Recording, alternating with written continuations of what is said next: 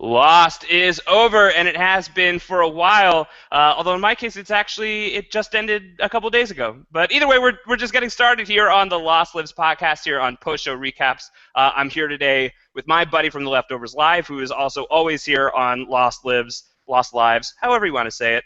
He's always here on the Lost podcast with me here on Post Show Recaps. It's Antonio Mazzaro. How are you, Antonio? How you doing today? I'm doing great, Josh. Did it work? Are we here? Did it We're work? here. We've arrived. We're That's we're great. we're back on the island. It's Ah. really crazy.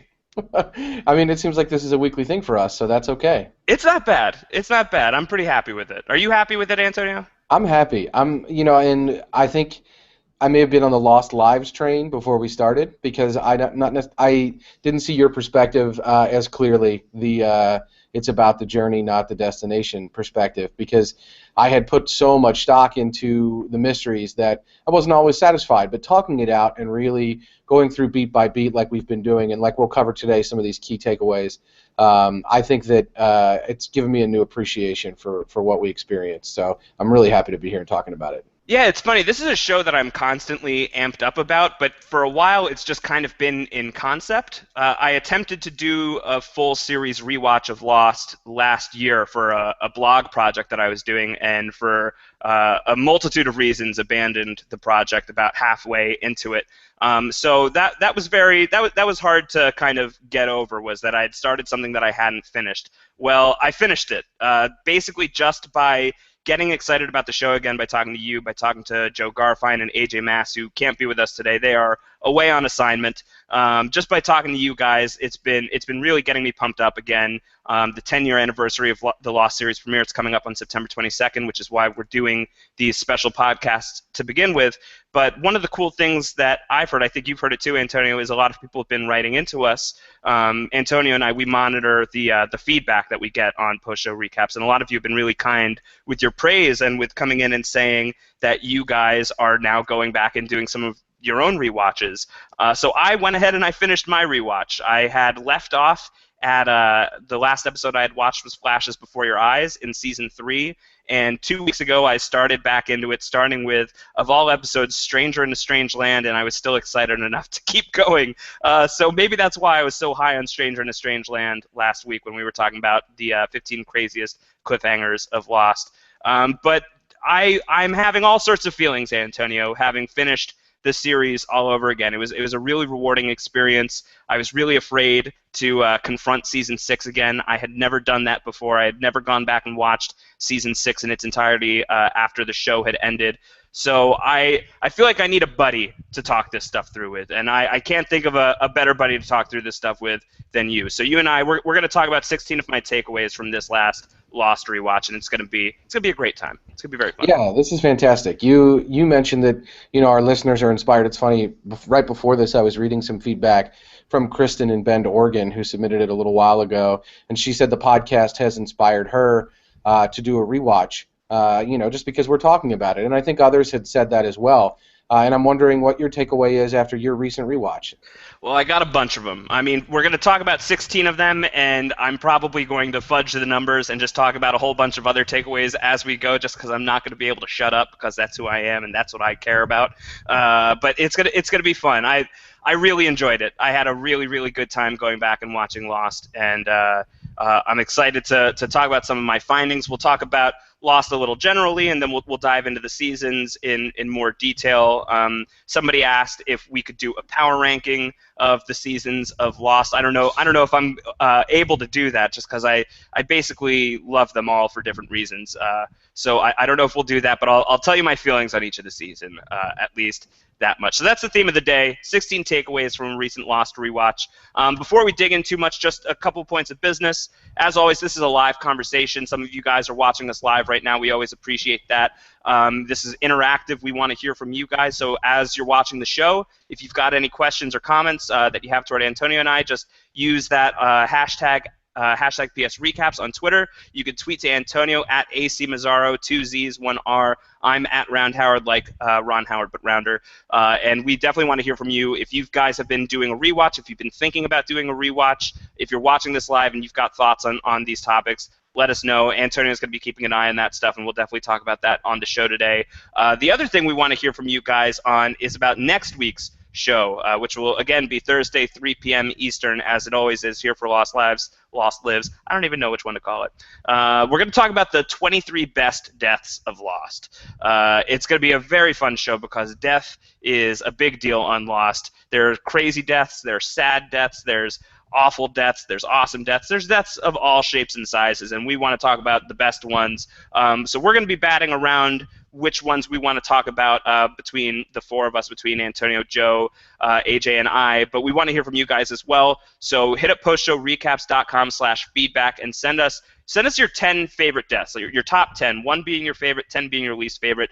You don't need to explain why if you don't want to. If you want to explain why each one is your pick, that's totally cool too. If you want to list more than 10, if you've just got a lot on your mind, that's fine. And using some of that feedback, we'll shape together our list of the 23 best deaths from Lost, from all 6 seasons of Lost. Another cool thing, if you are enjoying these podcasts, we just got a dedicated iTunes feed set up for this podcast. So you can go to postshowrecaps.com/lost iTunes. You can subscribe there if you haven't already. And if you like what you're doing, leave us some reviews, leave some ratings, anything you can do to give us a little bit of a boost, always appreciated. And if you like what we're doing here on Post Show, just generally, you can subscribe to the general feed at postshowrecaps.com/iTunes or on YouTube at postshowrecaps.com/YouTube. Okay, so that's all the business. That's the business stuff. Let's get to the fun. Let's have a good time here. Antonio. Josh. I have a question for you. I'm ready for this question. Have you ever done a Lost rewatch? I have not done a Lost rewatch, at least not in full. What is the most you've done? Did you watched it live?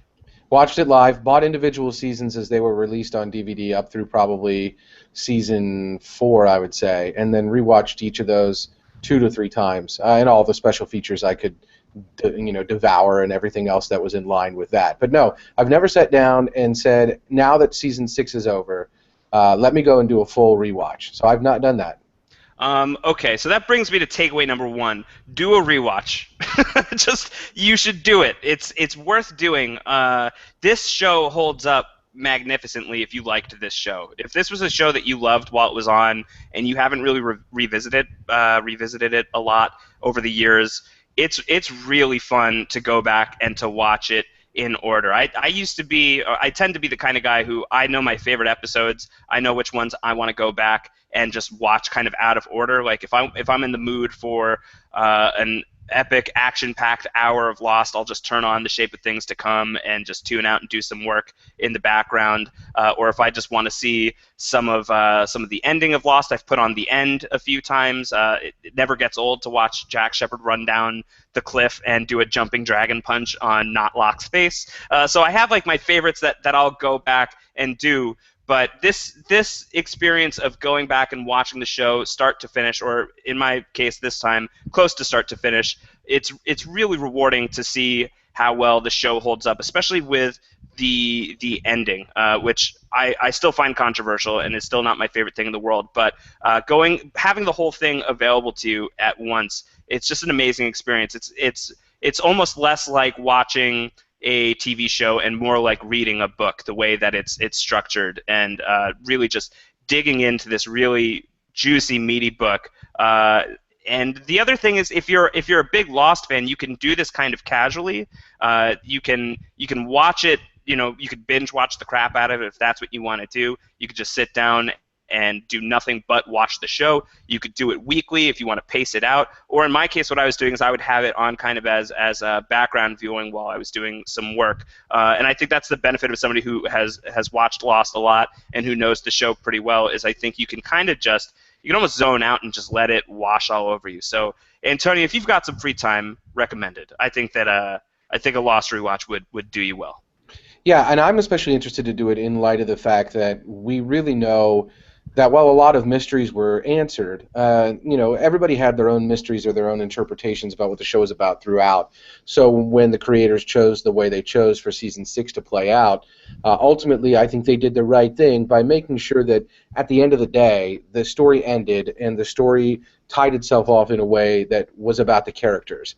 And being as that was the decision that was made at the end of the series, I think there's probably a ton of value in going back and seeing the beginnings of these character arcs, understanding the real true nature of these flashbacks, so that we understand where our characters end up, and it pays off a lot more, because I think that having that perspective about season 6 might make it a little better to watch, a little more interesting. Although I do know one of your key takeaways is about season 6, so I'm interested to see, as we talk about that today, how that plays out. But as I consider my own rewatch, I'm definitely thinking about watching it more from a character perspective than a mystery perspective. Well, that's takeaway number 2, Antonio. You've read my mind. Is focusing on the characters, which is something that we've said a lot on this show before, on this podcast.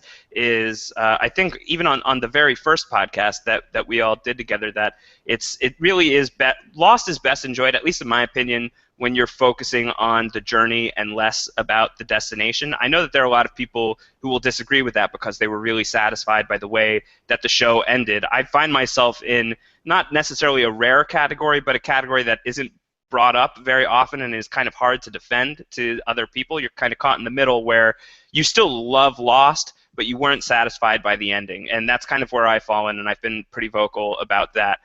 For me, I'm still able to really, really enjoy the show when I am focusing on the characters, when I'm focusing on Locke's individual journey, when I'm focusing on Sawyer's individual journey, where Jack is going to wind up emotionally, how things are going to end for him, and the progress that he makes towards that ultimate destination, which I think is one of the key themes of the show. It's something that the Jacob character says quite a bit, is it only ends once, everything before then is progress. Well, I tend to be more focused on the progress and less about the end.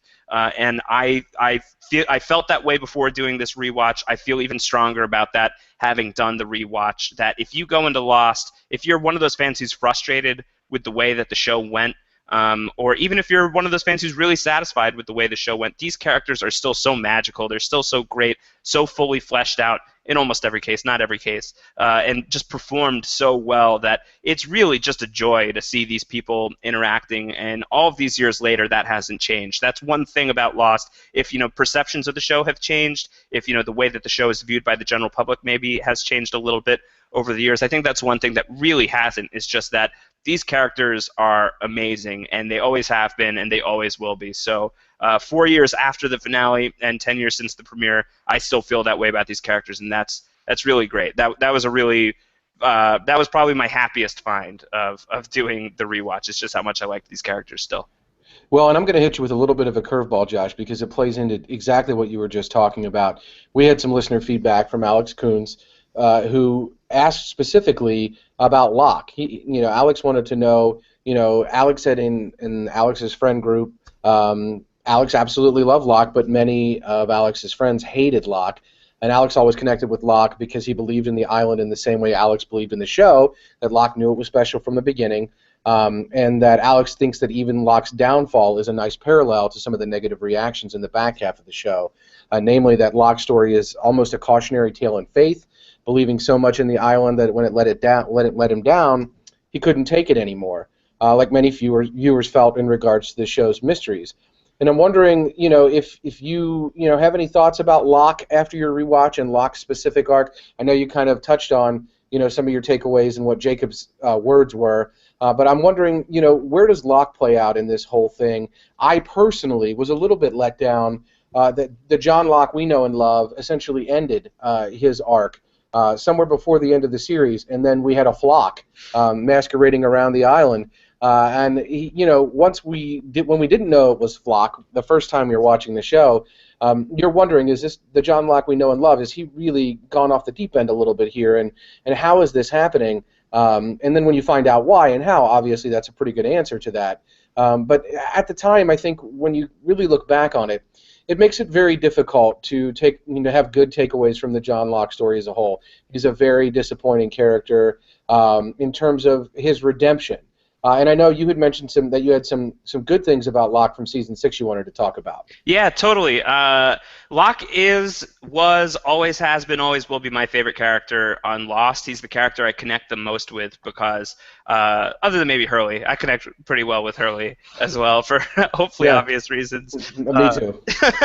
Hurley's the best. But outside of Hurley, who's he's the happier version of me. He's the one that I would aspire to be. But Locke, I think, speaks to everybody who's ever felt like they were supposed to do something and gets greatly disappointed by that thing that you're supposed to do, that you feel like you're supposed to do. And I think that Alex brings up a really good point about the Locke arc kind of mirroring how a lot of people felt and feel about Lost, about how you think that this show is supposed to be so special, so magnificent. It's building towards a place that you really think it's supposed to go, and then maybe it doesn't. Maybe it went in a place where it didn't go for you. You thought it was going one way and it went the other, and that's certainly the case for Locke. It's something that's really prevalent in season 2. Season 2, I think, got a lot of criticism for the fact that they were down in the hatch for so long, and they're just literally just pushing a button for an entire season. I think the season holds up a lot better on a rewatch, especially when you can kind of watch it all in a row, knowing where it's going to go. But there's, the Locke character in that season is deeply frustrated by the fact that he spent all of season 1 on this island thinking that his purpose was to open this hatch, because what the hell is this hatch doing down here, and why won't it open, and I need it to open for me. And once he gets inside, he finds out that his supposed destiny is to push a button every 108 minutes for maybe the rest of his life. And that's kind of a shitty answer. It's a frustrating answer for the character, and I think it was a weird one for people to swallow on the show. And you find out at the very end, when it's at the height of his exasperation with the thing, that by giving up he almost gets everybody killed. And I think that kind of speaks to a lot of the frustration that people had at the time, getting answered with, well, this was really important, and sometimes your destiny is not what you think it's going to be, but that doesn't mean it's not important. So that's the season 2 Locke kind of in a nutshell. But beyond that, I know that a lot of people are let down with how the Locke story ends. He dies halfway into season 5. You find out at the end of season 4 that he is going to die somehow. You don't know how, you don't know why. You kind of figure that Terry O'Quinn has to, you're not going to get rid of Locke. How do you get rid of Locke? He's such an important character. Right. He's really the yin to Jack's yang. He's the co-lead of the show in so many ways. How do you get rid of Locke halfway into the show? And so there were lots of theories about, well, he's going to get resurrected, and season 5 really makes you believe that that's where they're going. And then you find out that no, he's dead. He's actually dead, and he's not coming back.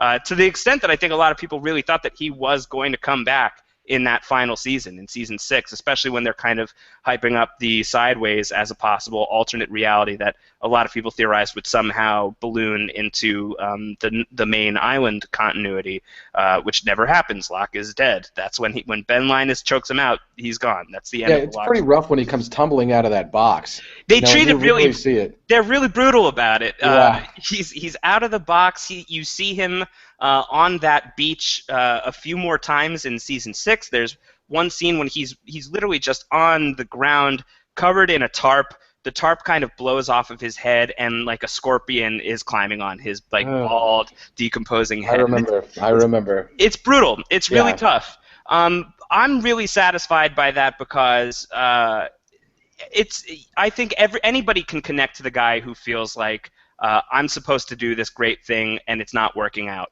And with Locke, he basically doesn't get to see the thing through. In his final bid to get people to do what he needs to do to get Jack back to the island, to get Kate back to the island, to get them to go back with him, he fails. He gets laughed at once again by Jack. His last interaction with Jack while he's alive is not a happy one, and he's at an all-time low when he dies. What's cool about it is that his arc does get finished. It doesn't end there. It gets finished by Jack. Jack kind of picks up the torch and runs with it, and it's why I think the Jack arc is incredibly strong.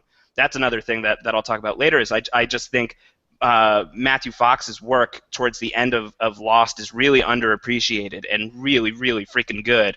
And he is the guy who walks around and basically becomes the new Locke, while somebody is parading around the island wearing John Locke's face and doing everything that he stood against. And it's really a badass way to flip that story on its head. I think it's something that really was satisfying to me, is that in the end, Locke was right. He's not the guy who gets to see it through, but he is totally redeemed by the fact that everything he was fighting for and everything he believed in was worthwhile, was totally right. Have to save the island. You have to go back.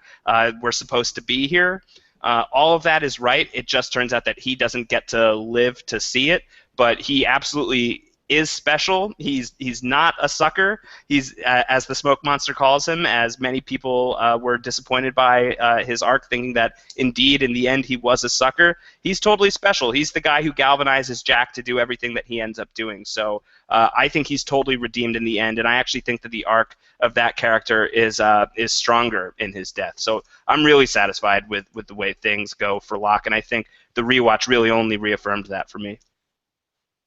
That's good. That's good. I found him to be one of the most interesting characters in that Flash Sideways from season 6, and partially because, like you kind of hinted at, you wonder, is he going to be resurrected, or what his final outcome's going to be, because everything that's happened up through season 5 leaves you kind of with a disappointing taste in your mouth. So he was one of the characters I was definitely most satisfied with in season 6, knowing that they could live on in another realm where they were cognizant of what had happened, fully cognizant of what had happened, not just what they may have experienced with the story, but ultimately where this story ended, and that they could make progress from that, was one of the things that made season 6 satisfying for me. The other thing, and it's another thing that we've talked about on the show, the third takeaway that I have is the questions of Lost, which were such a big part of the experience of the show, and everybody's saying, are they going to answer everything? Are they going to tie everything up? And of course, when we get to the end, they don't tie everything up. They leave a lot of things on the table, like the hieroglyphics, the Egyptian stuff. What's with that? No one really knows. In my perspective, from having just gone back through it, I really, once again, really do think that the questions are better than the answers. I think when the show tries to answer every mythological thing about the island, I think it doesn't work very well. The big example for me are the Whispers. Do you remember being satisfied by the answer to the Whispers, Antonio? Never.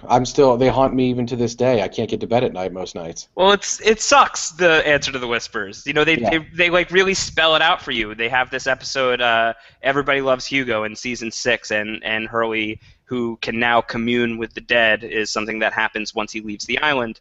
He sees Michael on the island, and he determines that Michael is part of the Whispers, and the Whispers are the ones, they're the people who can't move on. And it doesn't hold up. When you go back and you think about every time you heard the Whispers, every time you saw the Whispers, every time it was part of the show, they were clearly associated with the others. Yep. There's even the point where I think it's Dead is Dead, the season 5 episode, the Ben Linus episode, where it's kind of a flashback to his life on the island, and it starts with him kidnapping Alex Rousseau from Danielle Rousseau, and he tells her, like, if you come after me, I'll kill you, I'll kill her, and if you ever hear whispers, run the other way. So that, to me, pretty clearly says the whispers belong to the others. You even get it in the temple in season 6. So as late as season 6, when all of the guys are going under the tunnels to get to the temples, and the others, kind of pick them off and get them to the temple, tied up and kidnapped.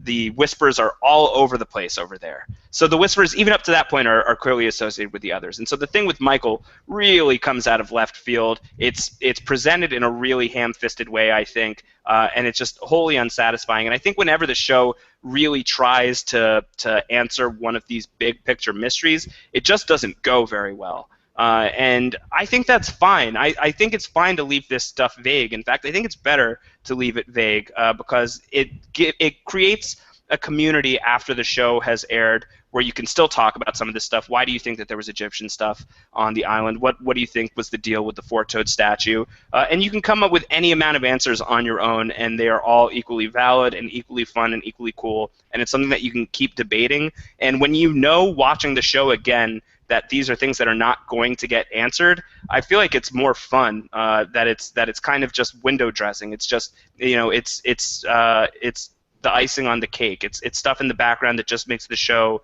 sweeter and really kind of fades away and lets you focus on the story, lets you focus on the characters, and less about like why are I don't know what's the deal with the temple? Where's the temple? I think a lot of people would agree season 6 handling the temple maybe not the strongest part of the show. So I think for me that was another big one was just I don't care so much about the questions anymore. I'm really fine with the fact that they left things ambiguous, and it makes me enjoy the characters a whole lot more. Yeah, definitely. It's something that I think about when I think about Lost. Part of what made it so appealing to me as an individual was that it was a show that really encouraged me as a geek, as a nerd, call it what you want. Whether it was through name-dropping philosophers, whether it was through characters like Hurley, who were the eyes and ears of a lot of us out here, who were comic book readers, or who people that would have felt that way in that sort of scenario. There was encouragement to all sorts of aspects of the intelligentsia community. There were literary references. You just move it down the line. And so to me, the biggest failures of the show's mysteries are the ones like you described with the whispers, which just insult intelligence, right? Which say, granted, there was logic along the way to this, but, now we're just going to fly in the face of that logic and ask you just to accept what we're doing. And I think part of the biggest pitfall with Lost is that while it set up this audience that was very into the literate aspects of the show and analyzing the show from this real nerd and geek level, it also had a much broader appeal. People who were interested in love stories, people who were interested in mystery and drama and all of the things that the show does so incredibly well. And that's the reason why, of course, it was not a niche show, why it was actually a successful television hit that people have tried to copy upon copy, because it managed to marry these, niche audiences with broader appeal. And of course, other shows, like I said, have tried to do this and not done it as successfully. I think the problem with that is you had an audience that was this real big tent of various different kinds of people. And as a result, the answers that you provide to these questions are just not necessarily going to satisfy everybody in the tent.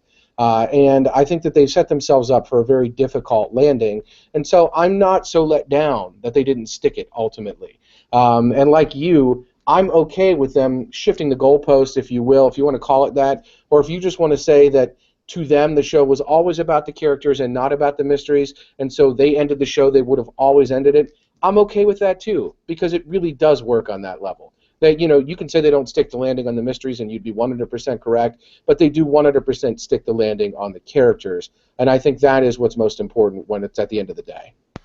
Yeah, I have a bunch of issues with season 6 that we'll get to, and I think one of the big ones is basically any time that they try to stop down and do this. Like spending time on the Whispers, you just don't need it. Spending time at the temple because you said that there's a temple out there, we probably could have done without it. So those tend to be the moments in season 6 that really don't land with me. And when they're really focused on just getting the characters to where they need to be emotionally, I think it's when the show is really at its best. An exception to the rule, and this is takeaway number 4, is the smoke monster answer is awesome.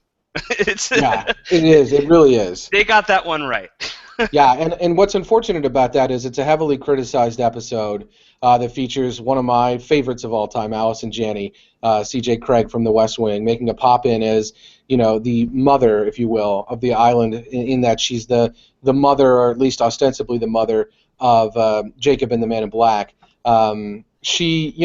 There's a lot of criticism of that episode, but from that episode, we understand the history of Jacob and the Man in Black, and as a result, I think, as you point out, the payoff is fantastic.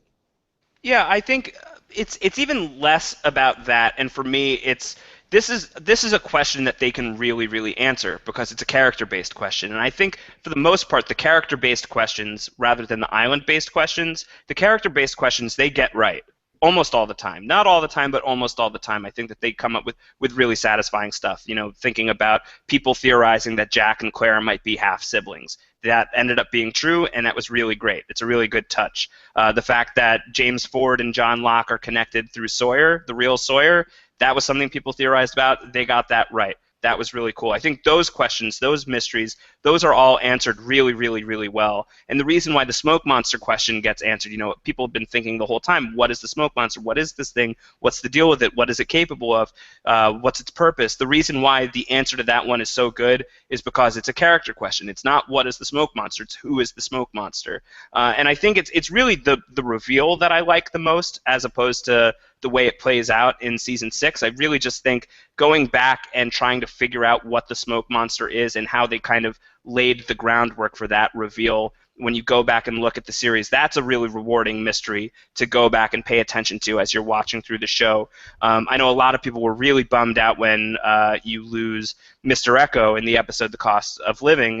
Was a really down moment for a lot of people on Lost, because they hyped him up as such a big character in season 2. He'd basically become John Locke levels of importance in terms of being a man of faith, being important to the island, having this incredible faith in the island and purpose in the island, and then they kill him 5 episodes into season 3, and a lot of people were really bummed out about it.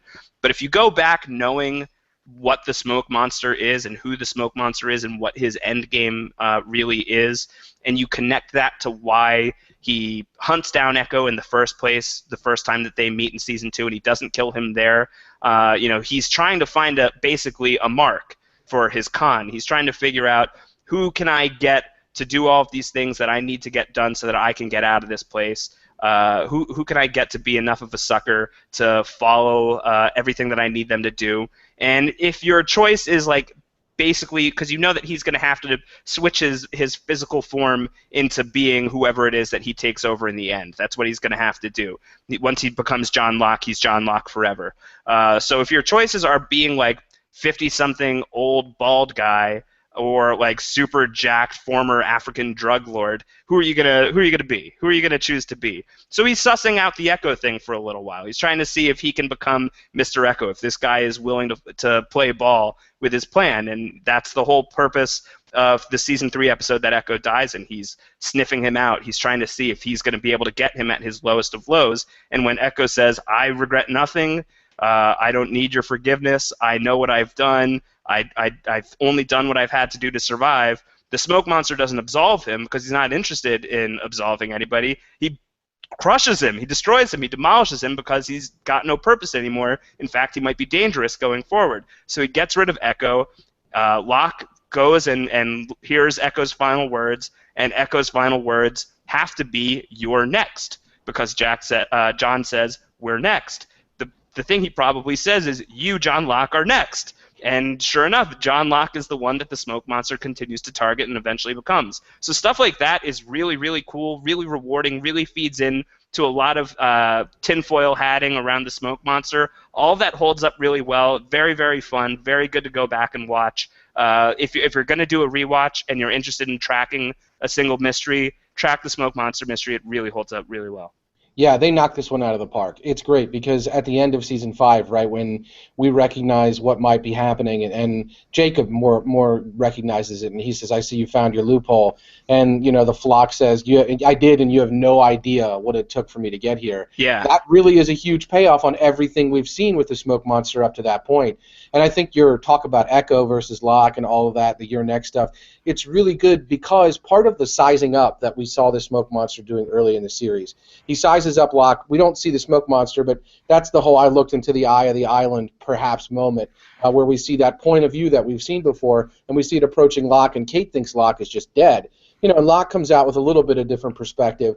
Part of what makes Locke such an effective candidate for the Man in Black, that the Man in Black is able to size up and evaluate, is that people would believe that Locke would pursue these things that he ends up pursuing as Flock in season 5 and in season 6, right? And so, there has to be some ability to follow that because he needs some help along the way. And that's, again, what he talks about when you have no idea what it took. It's not only finding the right candidate from a physical perspective or finding somebody that would be susceptible or finding somebody that he can work with. It's finding somebody that would be convincing, that, Benjamin Linus would bring into the Jacob's lair with the, pure intent to kill Jacob. Somebody that Ben would look at and say, "Really, you do have some weird communion with the island, and I know it's something more than me. So I'm going to trust you, and I'm going to follow you, and I'm going to do what you say. And, in fact, I'm probably going to kill you at some point because I'm jealous of it or I don't trust it." and all of that is great because it all works out perfectly for the Man in Black. So really, it's not only just a great answer. It's something that I think on a rewatch, as you pointed out, would be so rewarding to go back and look at not only how John Locke was chosen, but how effective it was and why that really worked out for the Man in Black. Yeah, it's cool. It's not even a great answer. It's a great story. The story of the smoke monster, the Man in Black, is just it's really really cool. And the fact that you have who's going to end up being the ultimate villain of the series in the very first episode and not really knowing it at the time, you kind of really think of the smoke monster as this, elemental force of nature that just destroys things and is, basically the embodiment of fear. What's out there in the jungle? Where are we? This is kind of the physical embodiment of that thing. You really just think of it as this whirlwind of terror, and it turns out that it's a thinking whirlwind of terror, which makes it even more terrifying. So the fact that you have the villain right away in the very first episode, and that's the direction that they choose to go in. I will quibble with a lot of things that they do end up doing in the final season, and that having the show building up to that character is not one of them. I think that's one of the things that they end up doing the very best, and that character and that story is something that you can track as you are watching Lost a second time once you know everything, once you know who this character is, and it's really really really good stuff. Yeah, and if you're watching it in the moment and not rewatching it, if you're watching it in the moment and not binging it, we saw the DeGroots and the Hanzo Foundation, and we were all obsessed with all of these weird experiments they were doing and things like that. And I remember the discussion about the Man in Black or the smoke monster being nanobots. Some sort of scientific thing. Yeah, right? Well, there's and like Rousseau calling him a security system. Right. Yeah. Well, yeah, and there was the whole there was the whole like the sound or the sonic wall that was created, and all of these things that ultimately I'm much more satisfied with the answer being like almost a mystical one than a scientific one. Because, as you point out, that ties it into the character, and that makes it so much more rewarding than a kind of a pseudo-science, junk science answer that probably wouldn't have satisfied too many people in the audience. Yeah, you don't need to know, like, why can't he go through the sonic fence? You can't go through the sonic fence because who cares? He can't go through the sonic fence. Fine, that's great. No, that stuff doesn't matter to me at all. And when you know that they're never going to answer that on the show, it allows you to focus on the things that are important, I think. I want to interject. Michael Eels in the chat room had said, was he right in thinking that they didn't want to kill Mr. Echo, but the actor didn't like living in Hawaii? And I want to diverge a little bit because we've got the Ana Lucia and Libby issue, too, in Season 2. Yeah. Are you satisfied when you talk about the way they pay off things for these real-world things that intersected, whether they're legitimately true or not? Contracts, writer strikes, things like that. On a rewatch, were you satisfied with how it all paid off? Were they able to do the best they could with the scenarios and circumstances presented them in those instances? Not always, I don't think. I think Libby is really disappointing. She's the big one for me. I'm most disappointed with Libby because I do think that they were angling to do some interesting things with her that they weren't able to wrap up. Echo I'm fine with. I'm totally fine with Echo. I think that the death of Echo really serves the Smoke Monster story and the John Locke story, so I'm good with it. And in fact, I really don't miss him on the rewatch that much. And when you know that he's not going to be around for super long, you kind of just enjoy him as part of the color of the show. Like he's part of what makes it exciting. He's part of what makes it beautiful. He's part of what makes it fun. But he's not going to be monumentally important. So you're focused less on Echo. Basically the same with all of the tailies because they all get wiped out. The tailie storyline doesn't hold up super well on a rewatch, I don't think. Really, the only one who makes it out alive is Bernard and I guess Cindy, but she's with the others, and you only see her every now and then. So that stuff doesn't hold up super well. But even like the Ana Lucia and the Libby thing specifically, I think is totally fine because of the moment that it contributes to. The big moment that we talked about in the last podcast, in the Cliffhanger podcast, of Michael going in there and gunning them down is just such a crazy jaw dropper. It's just such an intense moment, and really one of the iconic moments of the show for me. I will never forget where I was and how I was feeling when Michael goes in and shoots them. So I think that there are times when it doesn't work super well. I would have liked to have known more about Libby. I think the Ana Lucia story, I'm sure that they had more ideas in mind. I think that this ends up working better than whatever they were going to do with the character. Another one that's not great for me is Juliet. She went off to be the star of V. while season 6 of Lost was airing, so there's no way that she was going to be able to do a job in Vancouver and do a job in Hawaii. And I know if Joe was on the podcast right now, Joe, I love you, and I know you're a big Juliet fan. I think Joe would defend that this was probably where they were going with the character all along. I don't know if that is true. I kind of don't feel that way. I feel like maybe she booked the job on V and then they killed her off. So that's one that feels a little weird to me, but I think that they rebound from it decently well. I don't think that Sawyer has a better ending by being happily ever after with Juliet in the real world, at least. Obviously he is in the Sideways. I don't think that Sawyer's ending is better if he leaves the island with Juliet. I think it's better if the island was really his crucible and he learned to be a man, like a real man, not just like a man for show. He learns to be a real guy with real feelings, with real responsibilities, who falls in love, who becomes basically a family man, who becomes a real leader, and then loses it all and has to pick himself up again and get off this island in the end and have a fresh shot at life off of the island. I think that works much better with Juliet out of the picture. So I think that they rebound from it. So long answer to to your question being I think it works sometimes and sometimes I don't think it works so well. With Echo specifically, I think it works. Yeah, and I think sometimes I think the Libby thing, and I think this is a rewatch kind of versus watching it in the moment thing for me. In the moment, I was incredibly frustrated with the Libby thing, even though now my takeaway is actually as a signpost for that show, it shows you that nothing is sacred, right? Like we may not follow all these, pathways that you want us to follow. We may not answer all these questions. We may, in fact, introduce questions that we're not going to answer. So I think the severance there that occurs taking Libby off the show is actually probably, in hindsight, pretty rewarding and valuable for the show. Although at the time I don't think we saw it that way. I think we saw it as incredibly frustrating. I think in hindsight, I think that's a pretty valuable moment for the show. And if they had to gain it by virtue of happenstance, if it was serendipity for them, so much the better. They don't, not everything on the show was something they anticipated being interpreted or working out the way it did. So, like with Sawyer, maybe they would have preferred the happy ever after ending for Sawyer, and they couldn't have it. So they wrote, the Crucible type ending, like you said. And I think that works better. I agree with you. That may not have been their original intention, but they ended up, getting lucky in the respect that maybe their original intention would not have been as good as what they ended up with. And I think in some instances they've talked about that, and in others maybe we have to wait a little longer for them to make those sorts of concessions. But I think in the grand scheme of things, a rewatch highlights these instances like that, where on the bulk of the show, it's probably better that Libby got killed off at some point because it was a real flag that was planted in the ground that, guess what, we're not going to answer everything the way that you want us to answer it. And we're not going to tolerate drunk driving in Hawaii. And we're also not going to tolerate drunk driving. That's right. So, yeah, it's pretty good. It's good. And, I mean, I would have liked a little more Libby, but I don't lose sleep over it. Ultimately, it's fine.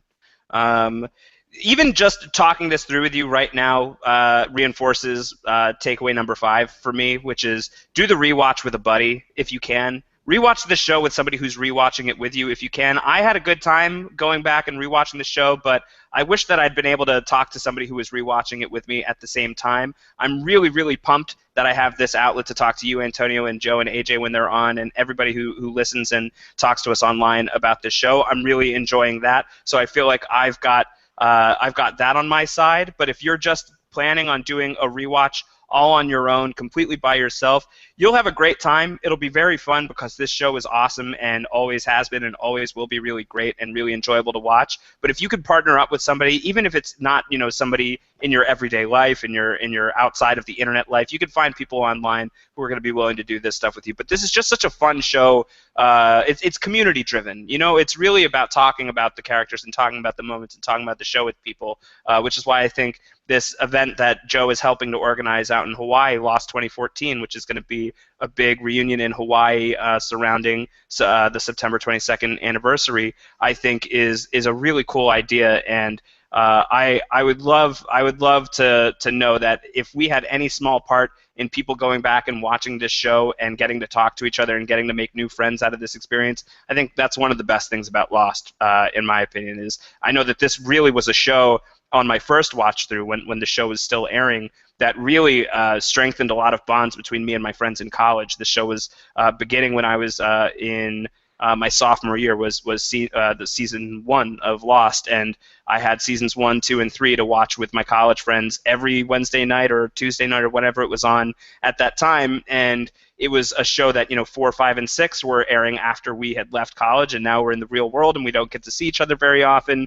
And it was a way to keep in touch and a way to really stay together and stay strong as friends. And I feel like it's a core theme of the show, is about finding each other and finding strangers and making new relationships with people. And it was a huge part of why I stayed as close with the people that I was watching the show with at the time, and continue to be so close with those people. So I really can't emphasize enough that if you can do it, if you're going back to do the rewatch, find somebody who wants to watch it with you, even if they're not watching at your pace, even if they're just watching slower or faster, but somebody who can talk about it while it's fresh in their mind with some authority on the show. It's such a fun experience. It's why I love doing this podcast with Antonio and everybody. So that would be another takeaway, is just try and partner up with somebody and do this rewatch. It's a good thing. Yeah, and I think that's a great point. We have had so much feedback from you guys as we've started this podcast and gone through it, that really reinforces what Josh is saying, because we've been your buddy on a lot of this process. A lot of you guys have begun rewatches of your own as a result of the podcast we're doing. We love that that's happening. Josh has encouraged earlier as one of the takeaways is do the rewatch. So if you haven't done it yet, obviously that's a pretty key takeaway, as it's worthwhile. And we'd love to be your buddies in that respect. We had some great feedback from a listener named James. James was currently on maternity leave season 2, is what the feedback says, and is doing a rewatch, and sent some great feedback that I thought was awesome about James's favorite episodes in a very detailed way. So we're happy to be here. It's not an echo chamber. We're listening to what you're saying. It's affecting what we talk about on the show. You're making some great points that influence our discussions. We're sticking to these numbers, but these numbers, are numbers that reflect the show. But you guys are the characters that we're playing with here. We're working with you, and so even if you don't have a buddy, we can be your buddy, and we're happy to talk about these things with you. We will always be your buddy. So we're happy to do that, and we've gotten some great feedback along those lines. And so I wanted to make sure I mentioned that as you mentioned that takeaway, because that's something that is definitely going on, and we're very thankful for it. So I think I'm ready to go into the seasons in a little bit of detail. Seasons 1 and 2, I did not watch on this rewatch. As I mentioned before, I had watched those last year, in the spring of last year, stopped watching in June, and then picked up about 6 or 7 episodes, Wherever Stranger in a Strange Land. I think that's episode 8 of season 3. I picked up there and ran to the end over these past couple of weeks. So seasons 1 and 2 are not super fresh in my mind, but I'll just give you 2 takeaways on those really quickly, just kind of my overviews of those 2 seasons. But I wrote a lot about seasons 1 and seasons 2 back when I was watching it. I'll post the links if you're interested in reading any of that on the show page here. But just very generally, season 1, takeaway from season 1, that season is basically flawless. Season 1 of Lost is what I like to call pure meth. It really is. There's a reason why this show is listed in the pantheon of great shows, even with the ending of important shows, of shows that really changed the way that TV is viewed, the way people consume TV, the way people talk about TV.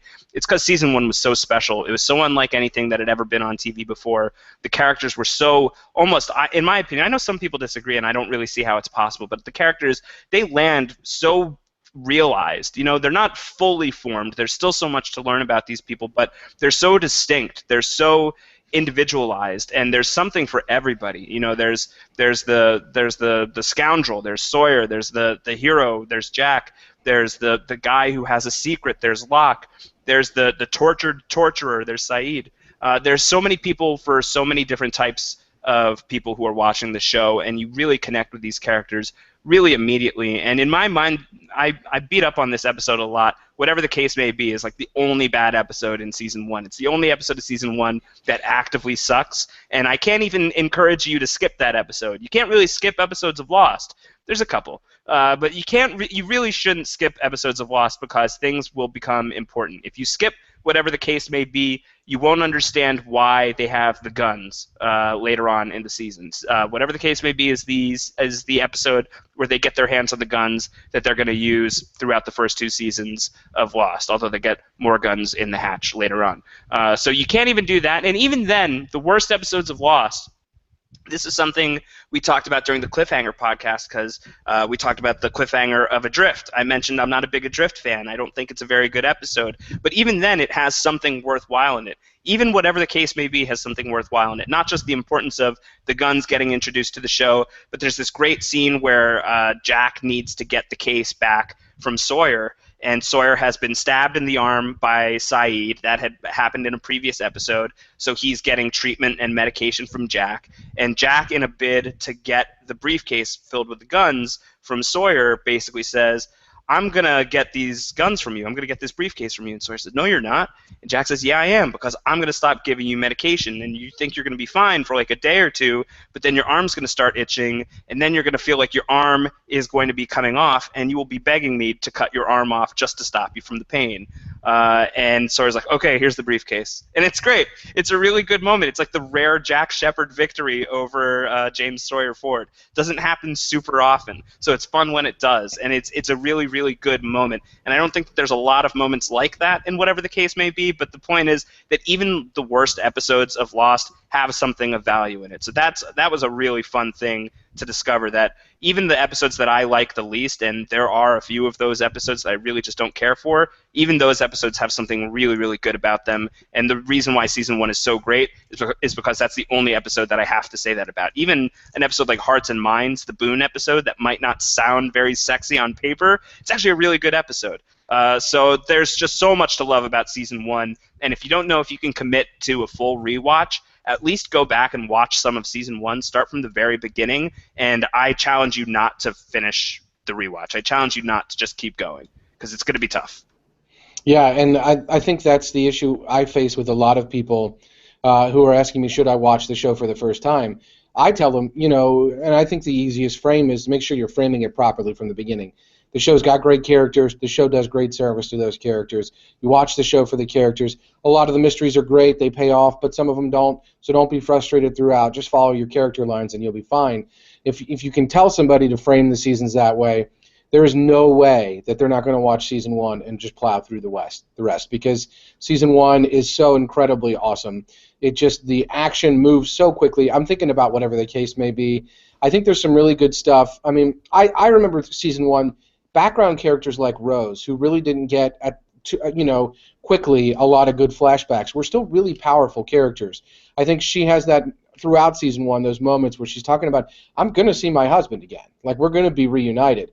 And if you think about the long-term scope of the show, how great that pays off, and really the power in their relationship, there's a lot of value in that, even in those little moments in episodes where you may see her saying that in an episode. I think there's an episode or a moment in whatever the case may be, because I went back and looked at it when you were trashing it a couple weeks ago, where she and Charlie really have a good moment, where she tells him, you got to have faith, and I think things will work out, and I can't fix you, I can't help you. Charlie, I think at that point, is really worried about Claire and being kidnapped and those sorts of things, and he feels really responsible. Charlie, in my mind, is a very good and underrated character. The whole addiction arc, I think the redemption for him really pays off. I think the Not Penny's Boat moment is one of the most emotional moments for the show. So to go back in season 1 rewatch and see Charlie, and see really how he's kind of starting as a schemer, but see how he really ends up as a good person, and really that you end up caring about him. I think even those little moments in otherwise not great episodes that feature toy airplanes and bank robbers and just really unfortunately bad puns in episode titles are still really, really good because they have these characters in them, and they're still doing service to the characters, like you point out with Jack and Sawyer, and like with Charlie and Rose, like I'm thinking of. So yeah, I really think that there's season 1 is near flawless. The other thing I want to talk about is from a production standpoint. Not only is it a great pilot that sets up all of these nearly fully formed characters when they come in, but the flashback device itself. And the way the Yes. show really, I wouldn't necessarily say pioneered, but really popularized and really blazed a trail in that regard, was awesome. And how effective it is in both character development, but also advancing the various mysteries and stories that we see. It's just, I mean, they're really just operating at such a high level with season one that it's really incredible to watch. It's amazing, and I think that there is a real argument that, I mean, it's hard to say which season is your favorite. I feel like it's like picking your favorite kid. I don't think it's really doable. There's an argument to be made that season one really is just the best season of Lost. It fires on all cylinders. Whatever the case may be, being my least favorite episode of the season and maybe of the series, I'm not sure. It's down there. It's really low for me. But I still have nice things to say about it. Not a lot, but I have some nice things to say about it. The fact that that's the case for the fact that that's the case Oh boy. for whatever the case may be, for what I think is one of the weaker episodes of the series, really speaks to the strength of Lost as a whole, but really season one, because I think. Well, actually, we'll talk about it in a bit, but few seasons have the track record that season one has, I think. So, really good season. Yeah. So, what are some of your other takeaways about these other seasons? Season two, which I'll just go through quickly because I've written about a lot about that season as well. Not flawless. When it's hot, it's on fire. It starts so strong. The whole getting into the hatch is an amazing episode. Adrift, not as much, but everything that you're doing down in the hatch, it's so new, it's so different, it's so weird, and this is really where I think Lost begins losing people. I think that people had a hard time with Lost kind of shifting away from the jungle adventure, the jungle aspect of the show, even though it doesn't really lose that, but it does add this new element of almost civilization is kind of coming back into the mix. People are getting jobs again. People have responsibilities that they didn't have in season one, and I think it doesn't work super well for everybody. I think that there is a very legitimate reason to be frustrated with maybe the middle sections of season two. Episodes like Fire Plus Water, I think, aren't very strong, even though John Locke punches Charlie in the face, and that's pretty fun. There's the Dave episode that I don't think a lot of people like. So there's episodes here and there that are just not really strong or don't really grab you the way that the episodes of season one do. Season one really kind of has much more of a focused feeling in those 22 or 23 episodes, however many it was.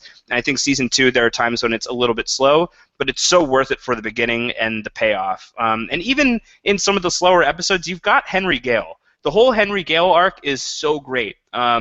It's the introduction of the Benjamin Linus character. It's the start of Michael Emerson on Lost. He becomes such an important character, not just to the story, but just to the feel of Lost. You know, he's somebody that is really iconic on this show. The bug-eyed creep Benjamin Linus, and you know when he starts off as this is another thing. This is kind of the opposite of the Libby problem. Antonio is Libby getting the actress Cynthia Watros no longer being able to be on Lost, and they kind of have to wrap up the Libby story very quickly. Michael Emerson's like the reverse story because he was a guest star. They didn't really know what they were going to do with this character. They knew he was going to be an other. I don't think that they knew that he was Benjamin Linus, that he was this very important character to the mythology of Lost, and Michael Emerson walks onto the screen basically and just owns the shit out of that role and is just so good, is able to stand toe-to-toe with Terry O'Quinn. You know, Terry O'Quinn goes into any scene with anybody and walks away with the top grade, I think, basically all the time. And this is the first time somebody walks in and can really just chew on scenery right back at Terry O'Quinn. And there's a reason why there are people who say I could just watch an entire episode of Lost that would be nothing more than Locke and Ben on a picnic. And that's because of Michael Emerson being so good and his dynamic with Terry O'Quinn being really great. And there's a ton of great Locke and Ben stuff in this season. A lot of great Ben and Saeed stuff. The Saeed episode that introduces Henry Gale is a really strong episode for Saeed, but obviously it's the introduction of Ben, and it's really fun to watch Ben in this different mode. We're never going to be able to see him like this again. We're never going to be able to see him in a mode where you don't know if you can trust him or not, because after this, you're always going to know that you can't trust him.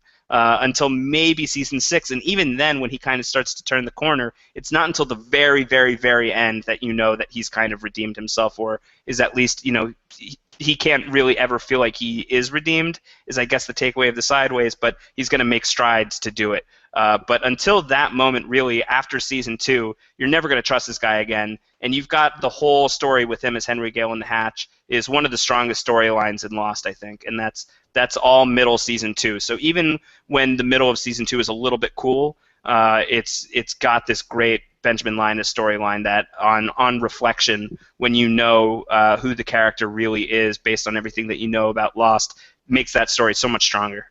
Yeah, and it also really reinforces the way that we feel and interpret other characters, right? The way we see Locke, the way we see Saeed, the way we see Jack, and how they're fighting over him, and what the reality of Henry Gale may be, is, I think, something that not only does great, work with Michael Emerson and gives him a lot to chew on, whether it's talking about a glass of milk, or whether it's talking about, just balloons found in trees. It's something that really does great service to our other characters in how they react to him. Everything that happens in that hatch, really, in season 2, is in service of this. Whether it's Jack and Locke fighting over whether the button should be pushed, whether it's one of my favorite moments in one of my just most glorious memories of Lost is in Orientation, when you first see a Pierre Chang or Marvin Candle or whatever name he may be using in that video. That first video, and when it's over, Locke says, "I think we're going to have to watch that again," and of course I'm going to have to watch it again like 1.5 million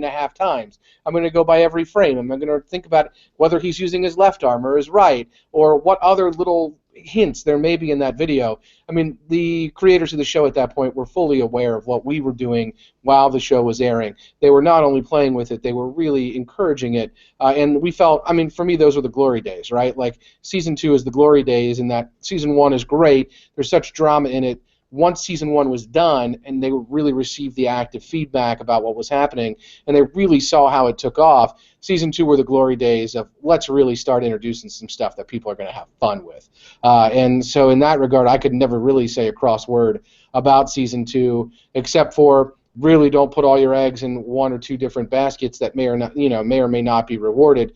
Don't go so crazy about the Hanzo Foundation. Don't go so crazy. Yeah, the Hanzo Foundation. Talk about a clue that maybe the questions getting answered isn't the best thing for the show. Because Right. the whole ARG thing with the Hanzo Foundation, the alternate reality game that they did, I think that was between seasons 2 and 3.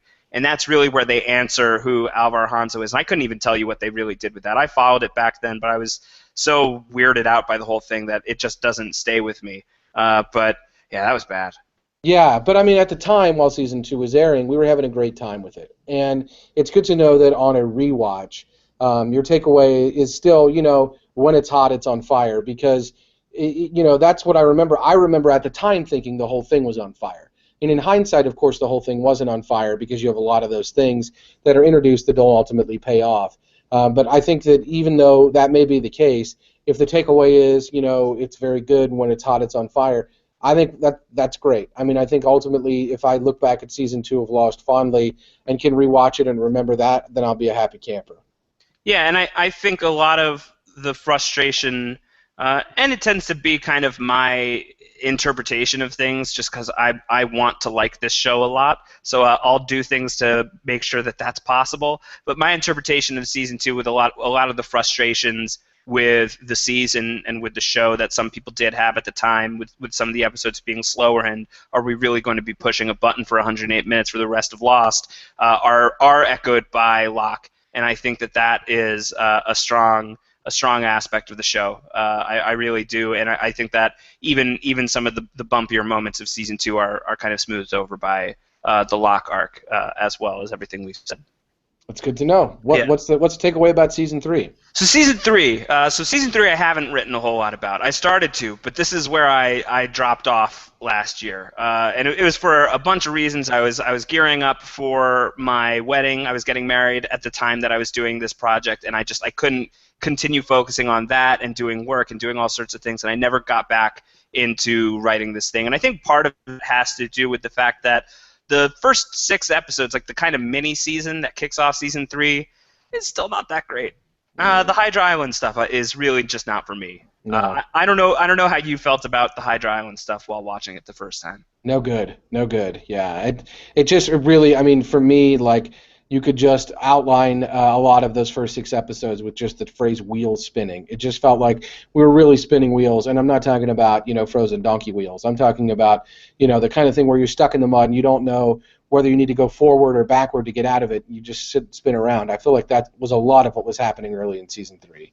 Yeah, it's interesting. Basically, anytime our main characters, get caught by the others and are forced to live with the others for an extended period of time, I think it doesn't work very well. Because I think the others, just like the mysteries on the show, I think that they work better when they're mysterious, when you don't really know the details, and when you're getting all of these details about the others and still not knowing exactly what their purpose really is. And I still don't know that we really know a satisfying answer to that question, even with the show being over. I think that was just hard, and not knowing why Jack, Kate, and Sawyer were being held, I think was tough to watch, and still kind of tough on the rewatch. And I think that just the structure of those first 6 episodes isn't solid. You also lose Echo there, and while I do think that it's important for the direction of the show, ultimately, it's a hard loss to lose him 5 episodes into season 3. So I remember being really burned by that on the initial watch, and I remember being burnt out by it on my rewatch last year. That I just had a lot going on in my life. I was writing up these big, lengthy blog posts about 2 episodes every single day for like 3 weeks straight, and I just couldn't do it anymore. I just ran out of gas. And I'd gotten through Hydra Island, and I was up to Stranger in a Strange Land, and I was just like, I can't climb the rest of this mountain. I just have to go back down. I'm not going to go and face the worst episode of Lost right now. I can't do it. I'm going to go get married and eat some cake. And so I did that, and I stopped watching Lost for a while. So I think that the takeaway there, the point there being that you're going to get frustrated with this show sometimes. There's going to be times when it exhausts you. Maybe you like the Hydra Island stuff. That's great. Maybe it's a point in season 2 where you kind of start, getting a little twitchy. Maybe it's later. Maybe it's season 4.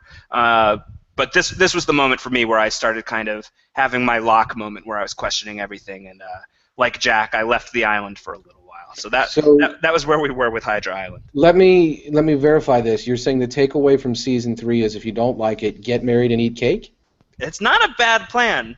It's worked out decently well for me. I would add the further step that you should go back and finish what you started, because I'm very glad that I came back to Lost after taking a little bit of time away. I felt the siren song the same way that Jack does, that I felt incomplete. I felt like I hadn't finished my job. I felt like there was still a little more to do. So I'm really glad that I did ultimately go back and watch it. I'm bummed that I didn't finish doing the blogs that I had started, but there's just no way that I'm able to do that at this point. But that's what we got this podcast for. That's why we're talking through some of this stuff. Yeah. Season 3 to me suffers mainly from the fact that I think before they knew what the end date would be, they really had to write a show that was renewable, and by that I mean, the resources on the show. You're on an island, so how do you introduce new characters? Well, there's others, so let's flesh some of them out. And like you said, by humanizing them, Henry Gale aside, and Juliet aside, who is another that we meet in season 3 early on, but by really letting us see behind the veil of what the others were and getting into their story and what they were doing, and Nikki and Paulo are another example of this, where you're adding characters because you don't know exactly how long you may need to make the show, and you have to have these renewable resources when you kill ones off. I do think that they really suffered for that because they were in a position where they didn't know how long they were going to have to keep churning out episodes. And because of that, they had to set themselves up to be able to continue to do it as long as they needed to do it. And as such, I really felt like they lost a lot of steam. But that said, once they figure out some point in season 3 where their end date is, I think the steam picks back up significantly by the end of the season. Yeah, when they know that they can start building to the flash forward in the season finale, I think is when the season really turns a corner. I think basically from Not in Portland on, Not in Portland is the Juliet episode. I think that's episode 7 of the season. I think from that point on, it's really full steam ahead. I know people don't like Stranger in a Strange Land. I actually don't mind it that much. I think that it's really in service of the Jack flash forward at the end of the season. I think you really need to see Jack even lower than you see him in the season premiere in order to really buy into the idea that he could be that depressed in the past, because that ran so counter to everything we knew about him later on. So I think that episode's actually pretty important.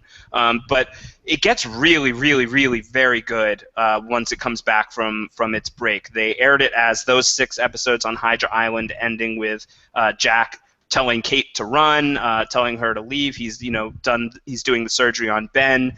He threatens the others that he's going to let Ben die if they don't let Sawyer and Kate leave, and that's the cliffhanger. And then they came back, I think, in February, and it was basically the rest of the season all in a row, aired all in a row. And I think those episodes are really, really tight, and I think a lot of that has to do with the fact that they now had the confidence that they were moving towards the end of the story. So for all of the talk that Lost meanders a bit and kind of loses its way and just gets lost in itself very often, I think it happens pretty quickly that the show starts to know that we need to start moving towards an end game.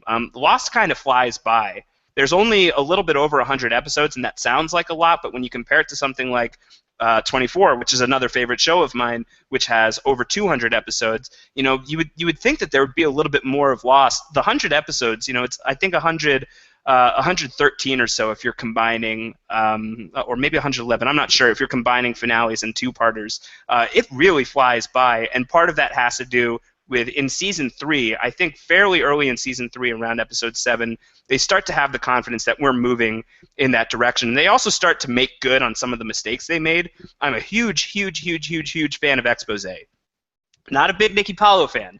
Big fan of Expose. Yeah, it's Because great. it's such a make good. It's like, Right. sorry. Yeah, we'll take care of this for you. One Yeah. episode. We will literally bury this storyline alive and never talk about it again. They talk about it like one more time in season 6 because Miles finds the diamonds because he can hear the thoughts of dead people, which is very funny. Yeah, it's a good callback for sure. Yeah, that's a good callback. But the fact that they do that, they're like, yeah, we know. Sorry, that didn't work out. Didn't feel right to us either. Here we go. We're gonna kill them right off and just focus on what's important. But one of the things that season 3 does really well is it does have that forward momentum of, basically Jack trying to get off the island, to do whatever he can to get off the island so that he can save people. That's why he's, making good with the others. He's willing to do stuff with them because he feels like he will be allowed to leave, and in being allowed to leave, he's going to be able to send people back to save everyone on the island. So that's a really cool, heroic story for Jack, and that's got a lot of forward momentum as well. There's everything with Desmond and Charlie is so good and so powerful, especially because they follow through with it.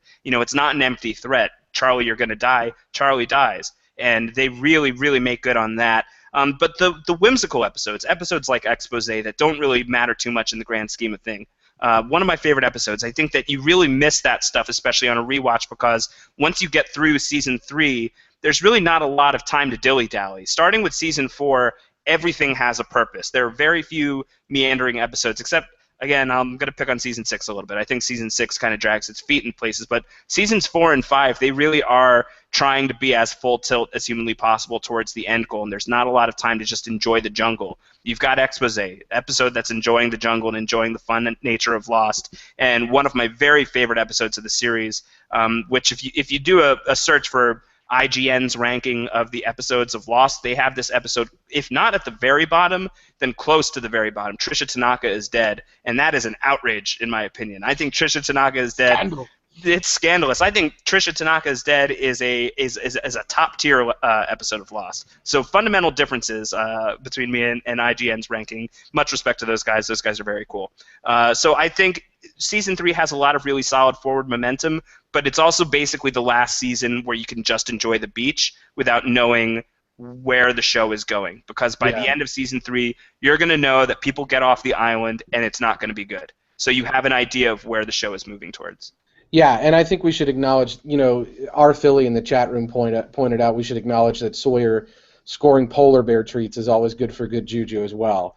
So there are those, fun kind of lighthearted moments in season three that we just, once you know the stakes of season that the end of season three introduces, like you're saying, and seeing how that begins to play out in season four, and how Jack believes it's truly bad, and that getting off the island is not good, and that they have to get back. Then the happiness really kind of gets out of the balloon a little bit there, and the stuff with Charlie also plays a huge part in that, right?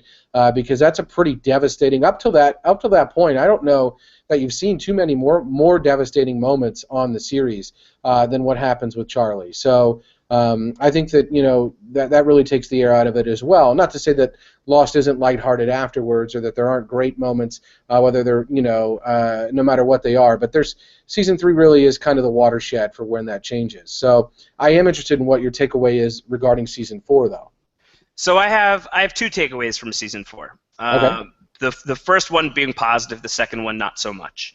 The first positive one being that the flash forwards are just great. What a really smart, innovative addition to this show that really gives Lost sort of this re-energized sense of purpose. Once the flash forwards get introduced to the show, now you know that you are, they've announced that the show is going to end after 6 seasons. So you know that you're at the first of the final 3 seasons, and you already know that people are going to get off the island, and life is just going to be worse for these people. And now you're starting to piece together, like, okay, so who is out? You've got the Oceanic Six. Who are they? Once you find out that Aaron is off the island as well, does he count as one of the Oceanic Six? Right. Which is, feeds into the gotcha in Ji Yeon, the episode that reveals that Jin did not make it off the island, even though it kind of, they try to make you think that that's what happened. So the flash forwards are really cool on the first watch. They hold up really well on the second watch.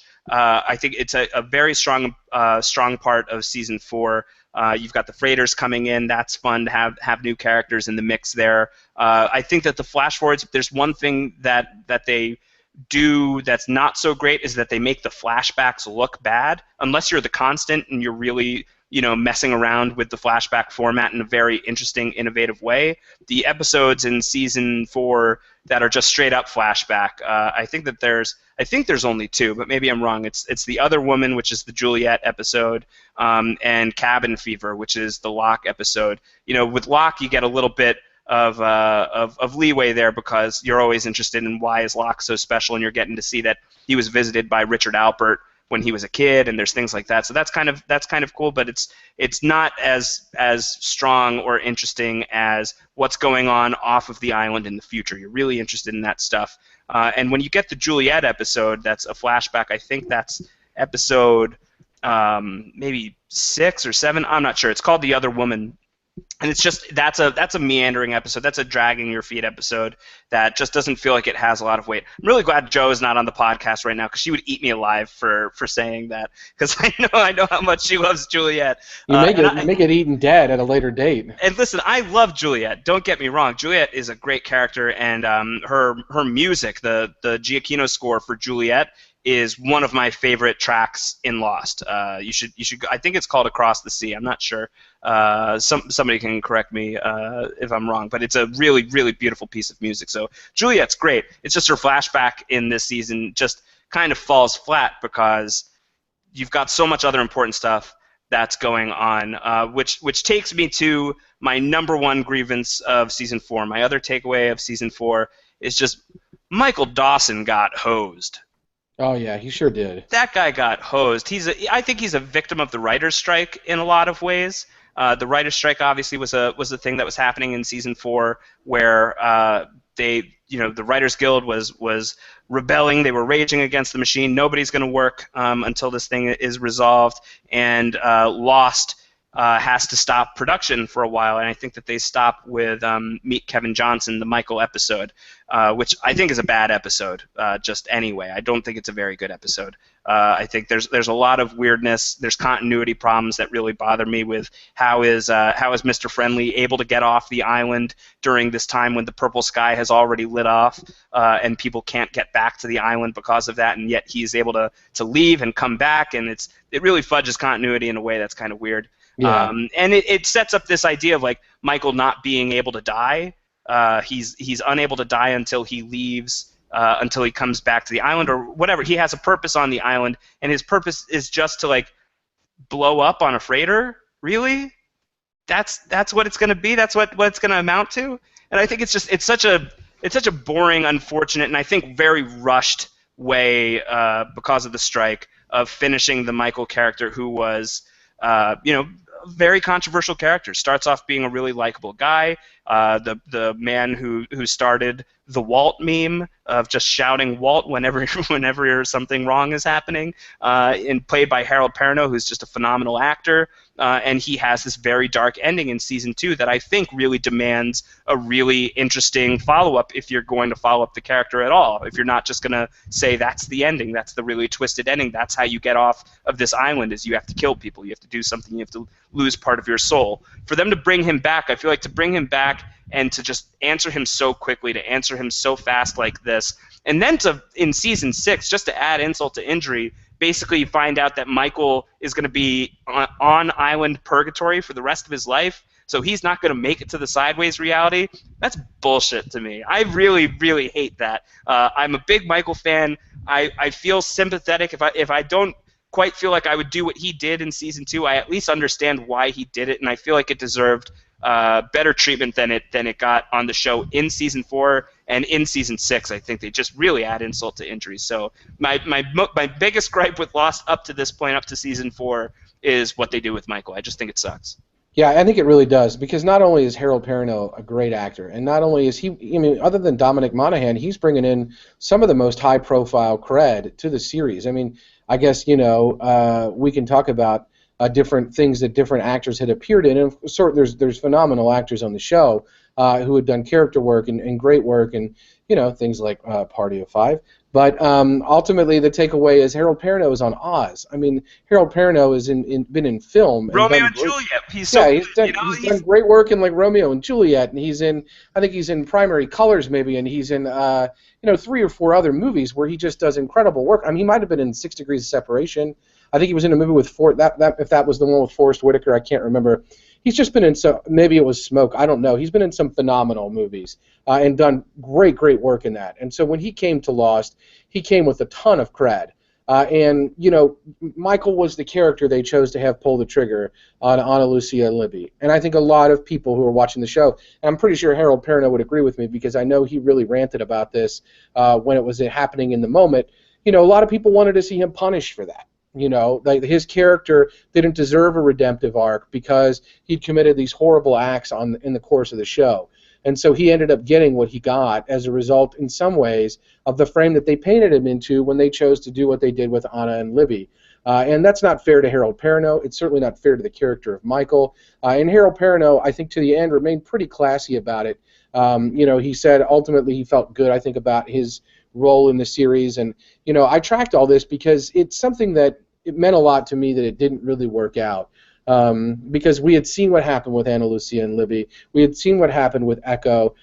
We had seen what happened, I think, to that point. The question was, what's going to happen with Walt, right? There was this huge mystery of, like, why is this boy special? And, he comes out and he whispers, and maybe if you play his whispers backwards, you hear him say, don't push the button is bad, or whatever it is. So there's this huge thing happening with Walt. Is that really Walt typing on the other side of the computer? Does it justify what Michael did? And you really don't get great answers on Walt at all. And you also don't get great moments for Michael and Walt that would really satisfy what they've set up. And so that is really disappointing. It doesn't shock me that on a rewatch you've got a takeaway that it's disappointing, because that was my takeaway in the moment. I'm glad in some ways that it doesn't get softened in any way by a rewatch, because I'm okay with there being things about Lost that I don't like, and I really don't like what they did to my boy Harold Perrineau there. I interviewed Harold Perrineau for MTV a couple of years ago. He was promoting. He was the voice of Blade for a Marvel anime. He was the voice of Blade, the vampire hunter. All right. And I'm a big Lost fan, so it wasn't the topic of the interview, but I had to ask him about Lost, and it had been after Lost had ended, was when I was interviewing him. And I was like, so how do you feel about how they ended your character? And we talked for like 5 minutes about him being like, man, what the hell? He was classy about it, and he had a really good sense of humor about it. But we were shooting the shit back and forth about it. I'm like, how is it that Benjamin Linus winds up in the Sideways reality? How is it that Saeed, who just cold-bloodedly murders people, more people than Michael did, winds up in the Sideways reality, and Michael doesn't get there? Michael's stuck on the island for all of eternity? What the crap, man? Yeah, no good. And he was as bummed and frustrated by it as I was. I mean, he loved the experience of Lost, but I think that rubbed him the wrong way too. But he had a good sense of humor that I think that he has good closure on it. But for me, I was a very big Michael fan, and I think that what they did with him and Ana Lucia and Libby, I've got no regrets about that. I think it was the right thing to do with the character. I think it really strengthened a lot of the themes of the show at the time. Of you can leave this place, but what you have to do to leave is pretty dark and horrible. Yep. You really have to sacrifice a lot of yourself in order to do it. So I thought all of that stuff was strong, and I almost at the time I remember saying to a lot of my friends while we were watching, I was like, I hope we never see Michael again. I hope that that's where they leave that character, because I think it's a very important cautionary tale for these characters on the island. Now, of course, with the way that the story goes, and that characters are going to leave the island and come back, I think that it makes sense to bring Michael back into the story because if Jack is going to leave the island, he's going to he'll find Michael. He'll settle a score. He'll do something. So you got to have Michael come back into the mix in some way once that's the direction of the story. I really hate the way that they did it. I hated it at the time. It holds up even worse now, I think. The other thing that I really hate about the Michael story in season 4 is it's really early on when the freighter people come to the island, when Faraday and Charlotte and Miles and Frank Lapidus, who's awesome. Frank Lapidus is the best. Yes. He's so good. Jeff Fahey is so great. But when Michael comes into the picture, he's on the freighter. He's Ben's man on the boat. So Ben, like one of the cliffhanger endings, I think it's confirmed dead, is the second episode of season 4 when Ben tells Locke, like, don't kill me. I know all of this stuff about these people on the freighter. And he's like, how do you know that? And he goes, because I have a man on their boat. And then the question that everybody keeps asking on the show is like, who's your man on the boat? Why aren't you telling us who your man on the boat is? Why does it matter who the man on the boat is? Who cares? He's got a man on the boat. You don't know the guy probably. Odds are very low. I mean, it turns out that you do know that it's Michael, but it ultimately doesn't matter at all. So that's just like a nitpicky thing that is in the first portion of season 4. Every time they're like, Ben won't tell us who the man on the boat is. That really annoyed me. I didn't like it. You're the king of the Mole Patrol, Josh. They're just on Mole Patrol. Listen, I know that they're on Mole Patrol, but that's for different shows. Okay, I got it. Leave the Mole Patrol to me, okay? I'll suss it out. That's my job. Okay, fair enough. I'll accept that. I'll accept that. So that's my takeaway from season 4. My two-pronged takeaway is that I think the flash forwards are incredibly strong, and I think that they really bone Michael pretty hard, and it's not pretty. I don't like it. Yeah, and I'm with you on that. And I'm like I said, with your rewatch, I'm glad it didn't get softened. It doesn't get softened. It never gets better. Everything they do to Michael is garbage. And it should stay so. I mean, we shouldn't lose sight of the fact that we can be angry about that. Yeah, I think that it's fair. I think it's fair. Now, to shift to more positive things, is Season 5 of Lost is a season that I had only rewatched once in preparation for Season 6. My buddy Ben came over to stay with me for a weekend just to binge watch Lost before Season 6 premiered. We were both really into the show, and we just wanted to be as fresh as humanly possible, so we bunkered down with like the worst like junk food in the world and just did nothing but watch Lost for like 3 or 4 days, and we watched season 5 then. And I remembered being really impressed with season 5, but we had to start skipping around in order to meet the season 6 deadline. So we just kind of started cutting in and out of episodes of season 5. So this was the first time that I've watched season 5 in its entirety since it had aired, since doing it week to week. Season 5. I actually think Season 5 is the only season of Lost that doesn't have a single bad episode. Wow. Season 5 is Lost at its absolute weirdest in the best way possible. If like you're a casual Lost fan and you're still watching season 5, this is the season where like you probably leave, because this season is so freaking weird.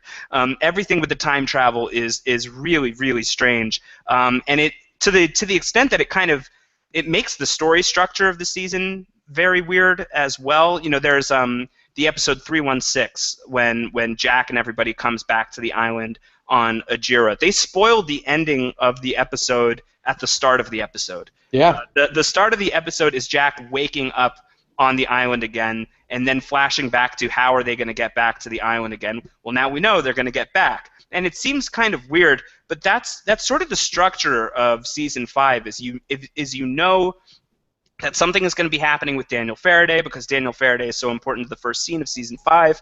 It's going to go back into, there's going to be all the time travel elements. And I think that the way that they decided to play with narrative structure in this season was just really, really cool, really fun, totally different. I love the episodes of Lost that mess around with the structure. Maternity Leave, which was mentioned already on the podcast, is a great episode in season 2 because it's unlike anything we'd seen before. We get these flashbacks that aren't just flashbacks to Claire's earlier life. We get flashbacks to Claire remembering things. These are like Claire actively remembering parts of her life that are coming back into her memory. That's really cool, and I love whenever Lost plays around like that. And season 5 is basically just Lost playing around, just being goofy and weird with their structure, and really, really satisfying stuff. Even the weakest episode of the season, which I think is Some Like It Hoth, which is the Miles flashback, which is kind of the most straightforward episode of the season because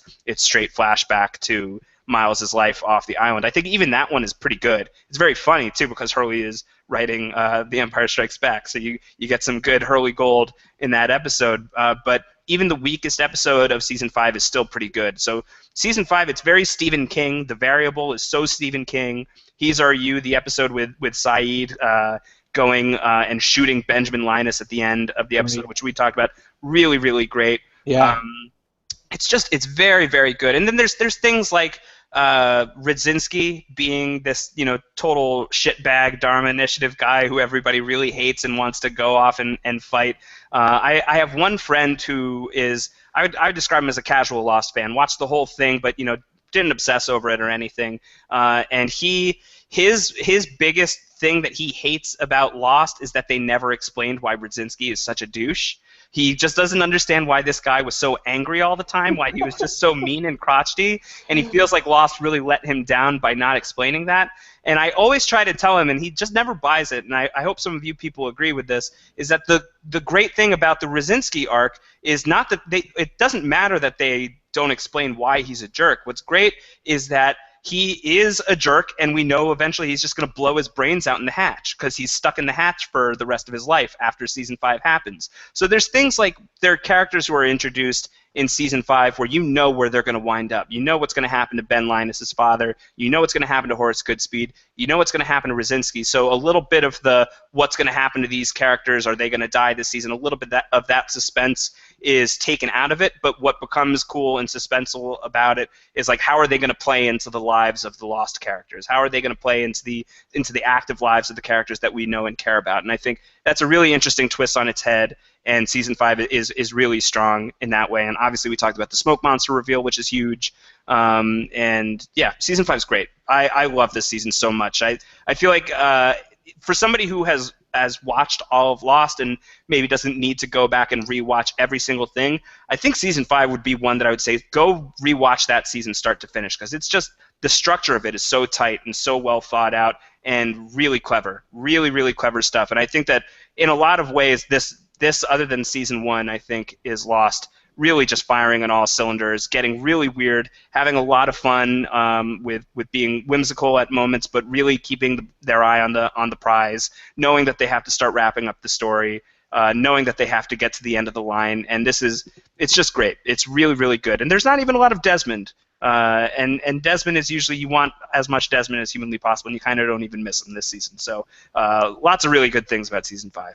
Yeah, my observation about season 5, which I agree with you, season 5 was so good in the moment for me that part of why season 6 was at least somewhat disappointing is because it did feel they were wasting time because they had done such great work with season 5. They had covered so much. They had really, by moving around. There isn't a wasted moment in season 5. Right. By moving around through all the different time periods in the island's history, you see a lot of the history that you'd been yearning for. You see a lot of the setups and the development of the things that you were wondering about. It really answers a lot of those questions, not in direct ways, but subtle ways. I think it does such a phenomenal job that it's easy to look at season 6 and be like, well, it meanders. Yeah, it meanders because season 5 crushes it, right? And what's really funny about this is I never thought about the fact that there really isn't a bad episode in season 5 until you just said it. And while you were talking, I was listening, but I went to a website, which I'm not sure if you or our listeners are familiar with. It's a very interesting website that essentially takes the IMDb ratings for every episode of TV and graphs them out. So you can go to graphtv.kevinformatics, that's kevinformatics.com, and if you type in graphtv.kevinformatics.com and you type in Lost, if you look at season 5, the deviance between the highest rated and the lowest rated is the lowest among seasons. It is everything is between an 8.5 and a 9. Some is higher than 9, in fact. But the average, and then there's an upward trend throughout the season. So it's really cool to look at just on a graphical format. What you actually said really bears out. There really isn't a wasted moment. The highs are higher than just about any other season, with a couple of exceptions, and the lows are lower, and the average is just so much higher, and there really aren't low moments. So yeah, I mean, season 5 not only is, I think that it's good that it's a takeaway in the moment, I think that seems to be borne out with what other people feel about season 5.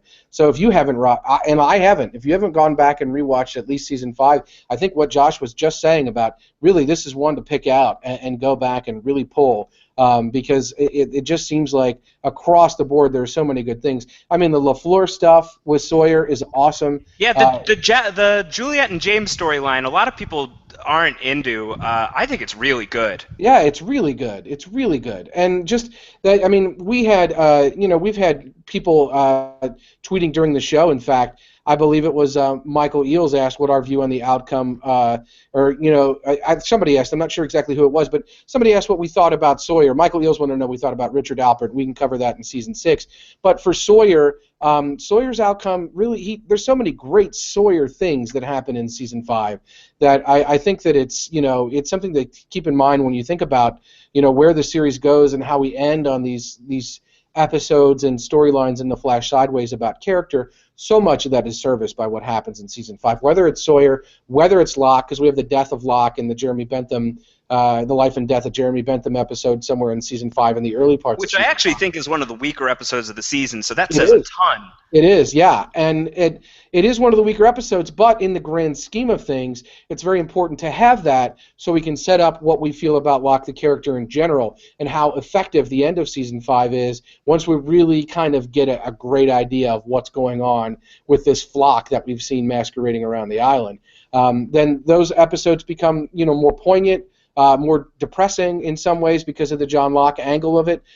So it's all very good, and like you say, no wasted moments. So I'm glad that on a rewatch it's only reinforced. Yeah, that whole Locke storyline it really benefits from a rewatch, knowing that the smoke monster is parading around with John Locke's face. So you get to watch the whole moment from the life and death of Jeremy Bentham onward, knowing that he is not John Locke. That's not John Locke. He says he's John Locke. He's not. He's the smoke monster, and you get to watch everything in action with that character. Really makes it the replay really good. In fact, I think that everything with the smoke monster as Locke is even better on season 5 than it is in season 6. I think that this version of the character and the twist that comes in the incident, I think this is the best that the character ever is, the smoke monster character, the Man in Black character, and really plays well. Like Dead is Dead, the episode where I think that's the episode where Ben he goes down into the temple because he feels he needs to face up to his crimes. He needs to go and face the smoke monster, because the smoke monster is always the guy who judges you, because the smoke monster's been manipulating Ben his entire life. And he goes down there, and the smoke monster appears as Alex, because we know that the smoke monster can turn into dead people.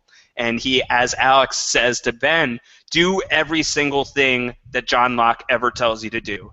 Anything that John Locke tells you to do, you have to do. Otherwise, I will come back and just destroy you. And obviously, he obeys the Alex Rousseau vision and goes ahead and obeys John Locke and kills Jacob at the end of the season. And he's listening to the smoke monster all the way through it. It's really dark. It's really twisted. I think I said it before. I think that this season is the most Stephen King influenced season of Lost. It really feels like a horror movie in a lot of ways, and Stephen King is a master of kind of mashing genres up together, and it's such smart stuff. And I think another big piece of it, Antonio, is that because you have the flash forward stuff, which is now the present for the characters there. That's the present for Jack and Kate and Hurley and Saeed. That's the active life that they're living, and that's as far as we know of those characters. When we spent a lot of time in season 4 looking at them and knowing that they were going to get off the island, but not knowing exactly how. Now we've got the full picture, or as much as we're going to get. So you've got that aspect of it. So the flash forwards are part of the main ongoing story, and the flashback is now part of the main ongoing story of everyone left behind. So the flash system, at least for the first half of the season, they kind of go back to flashback, flash forward type of format once Jack and everybody are back on the island. But that first half of the season is really great because, again, no wasted moments. Both stories in the future and on the island in the time-shifting past are crucial to the characters that we care about. We don't know what's going to happen to them from that moment forward. So, yeah, I cannot say enough kind words about Season 5. I think for me, it really is, it's probably the most satisfying season to rewatch, just in terms of appreciating the structure and appreciating the twists and appreciating the way that the story moves. I think this is really lost in its groove. I think that this is a really, really phenomenal season that people shouldn't overlook. I think maybe sometimes it gets overlooked, and I consider myself kind of a retro Lost fan. I tend to like the first 3 seasons the most, but season 5, boy howdy, it's a good one. It really is. Yeah, that's really, I mean, it's a harmonic convergence, like you said. It's the fact that they bring the timelines together. It's the fact that we've seen throughout Ben manipulating Locke, and then the worm has turned, and Locke, in the form of the Man in Black, is manipulating Ben. And Ben has been, maybe manipulated by Jacob throughout the series, maybe not. So all of these things are coming together, and I think it makes it really, really interesting. At the time I was watching it, I was blown away. I'm wondering, you recently rewatched, and we'll get to your thoughts about Season 6 momentarily, if the series ended at Season 5. Are we good with that? Yeah. Like if it had gotten canceled? Well, see, they didn't, obviously they didn't write the finale like a lot of unfortunate showrunners have to work with, where they're not sure if they're coming back or not. Parks and Rec famously has probably had about, 4 or 5 different finales at least that they had to write as though they were series finales. Obviously, they weren't writing Lost as though, the end of the incident or whatever was a series finale. But I speculate that, if we didn't have anything from Season 6, we'd be missing out on so much. That's very good with these characters and so many great things. But I think that it could have worked. I really do. Well, let's use that to transition into talking about Season 6, because I think it fits. Yeah, let's do it. I think it would have sucked if it had ended at the Season 5 finale because of what It would have sucked. Yeah. Because of what they had just set up with the smoke monster. Yeah, I think true. that's the only reason. I think that it could have been cool to have them. Did they get back on the plane or not? Did that work? I think that would have been a really talked about finale for many, many years. I think it would be divisive in the way that The Sopranos was. I think that people would be like, well, that show just faded to black. This show just faded to white. What the hell? I think that I think that actually would have been fun. I think that the wrinkle is the smoke monster stuff. You make a very good point. I think that's the only thing. What I would have been good with is if Season 6 was like Hydra Island length. Like if Season 6 was like 6 episodes after the Season 5 finale, because basically that's the amount of plot that happens in Season 6. And that's is this another takeaway? My takeaway with Season 6. So I've got 3 that I wanna get into. About the sideways, about the story without the sideways, and about the endings for the characters. Those are the 3 things I want to talk about. And I'll start without even mentioning the sideways stuff. Is I think I was nervous to go back to Season 6 because I don't care for the sideways reveal. And it took me a long time to be okay with that as a big Lost fan, as somebody who had really put a lot of stock and a lot of faith in this show. And Lost wasn't just a TV show I was into; it was a hobby of mine. It was something that was an active part of my life. I was into the discussion threads. I would get as many people hooked on the show as I possibly could and talk about it with as many people as I possibly could, and it meant a lot to me. And for it to end in a way that I didn't understand, I didn't feel satisfied by, I didn't feel like it was the right thing to do, and I know that that's I can write my own fanfic, whatever. This is the way that the show ended. I was nervous to get back to season 6 because of the Sideways stuff. It turns out I still don't care for the Sideways stuff that much. But it's really almost I'm more annoyed with the on island stuff of season 6. I think it's very slow. There's a lot of stuff that they do that I think it's just a lot of dragging feet. The temple I think is pretty maligned. Would you agree? Everything with the temple, that's like the first 6 episodes of the season. Yeah, it's really a waste of not only talented actors and interesting plots, but just everything that happens with the temple had been built up to it had been discussed so many times. I think you mentioned this earlier. I think they felt like they had to include it, but I didn't think they really had a meaningful way to do that. And so we got what we got, right? Like we ended up with really disappointing kind of series of episodes that ended probably before, it ended later than they should have, in that it didn't, it would really kind of even dragged, even though it was only a few episodes, it didn't go anywhere. And so I don't know why it was there other than to say, we've talked about it so much, I guess we have to show it. I think there's a bit of that, and I think one of my big problems with it is just I feel like there's no time to waste. You're in the final season, you got to get to your end game, and they literally most of them just sit around in a temple for 5 episodes. Some of them get out of there and go off on their missions, but I also take issue with the central mission of the final season, which is the Man in Black has to gather all of the candidates and find a way to get them killed because he can't kill them himself. And once they're all dead, then there's no one left to protect Jacob and to replace Jacob rather, and no one left to prevent him from leaving the island, letting the monster leave the island. And I think that's a cool idea. I actually don't have a problem with the idea of the candidates. I think the candidates is great, and I like the idea that these people were always meant to go to the island. I'm all aboard for that. I love that Jacob chose them from very early points in their life. I think that stuff is great. Where I take issue is, how does anybody trust the smoke monster? How does anybody go along with the smoke monster? And even the show, I think there are moments where they are trying to convince the viewer that the smoke monster is on the level, where they're trying to seduce the viewer into thinking that maybe the smoke monster is right, maybe there's no reason that these people were supposed to be on the island. It's just an island, is something that he says multiple times. He's like, there's nothing here, like there's nothing to protect from. Like, do you think I'm dangerous? I'm not dangerous. I just want to leave. Like, no audience member is going to buy that. We've seen the smoke monster in action. We know what he just did to Jacob, and he did it in such like a hardcore way that I think that trying to spend so much time recruiting characters on the show and kind of recruiting the audience to his side, only to have him definitively revealed as just a straight up horrible guy when he plants the bomb on the submarine and gets Sun and Jin and Saeed killed. It's like you took basically 14, 15 episodes to get there.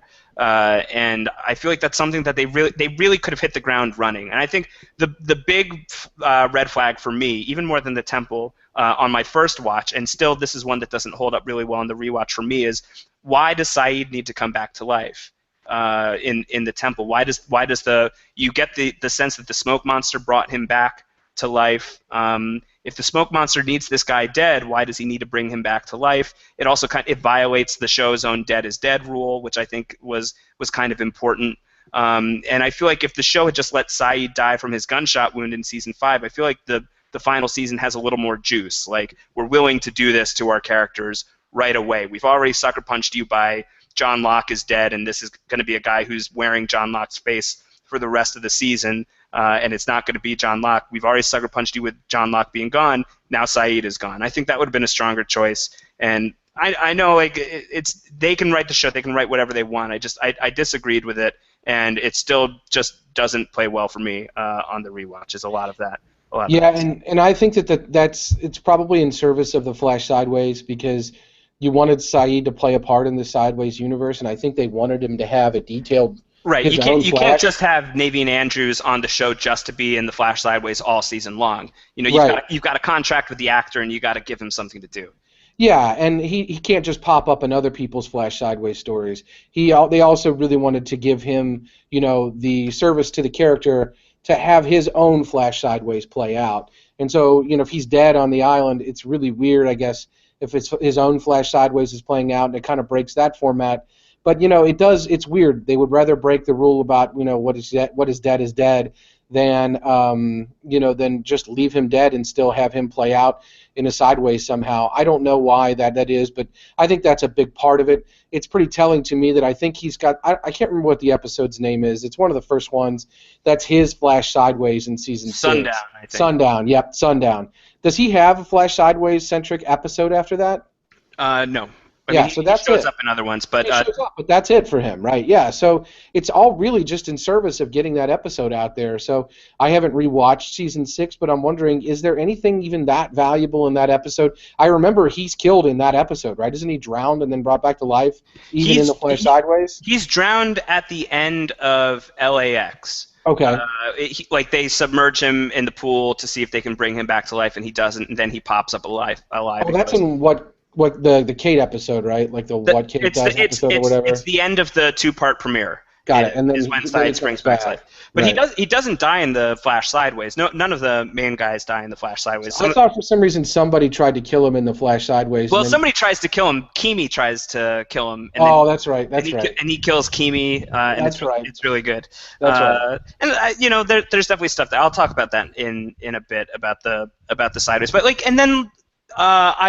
I understand wanting to kind of preserve the mythological quality, like the mythical quality of the Man in Black by not naming him, but I have major issues with everybody just without any problem on the show calling him Locke.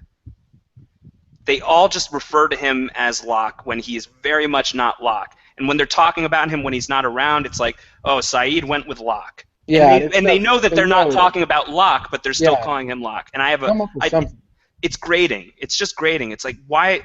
I know maybe you don't have to name him, but call him the monster. Call him something. Don't call him Locke. He's not Locke. Right. I don't know, and I think there's validity to that. I think that it takes my initial impression of season 6, and which is my only impression, and it sounds like it would be reinforced in a rewatch.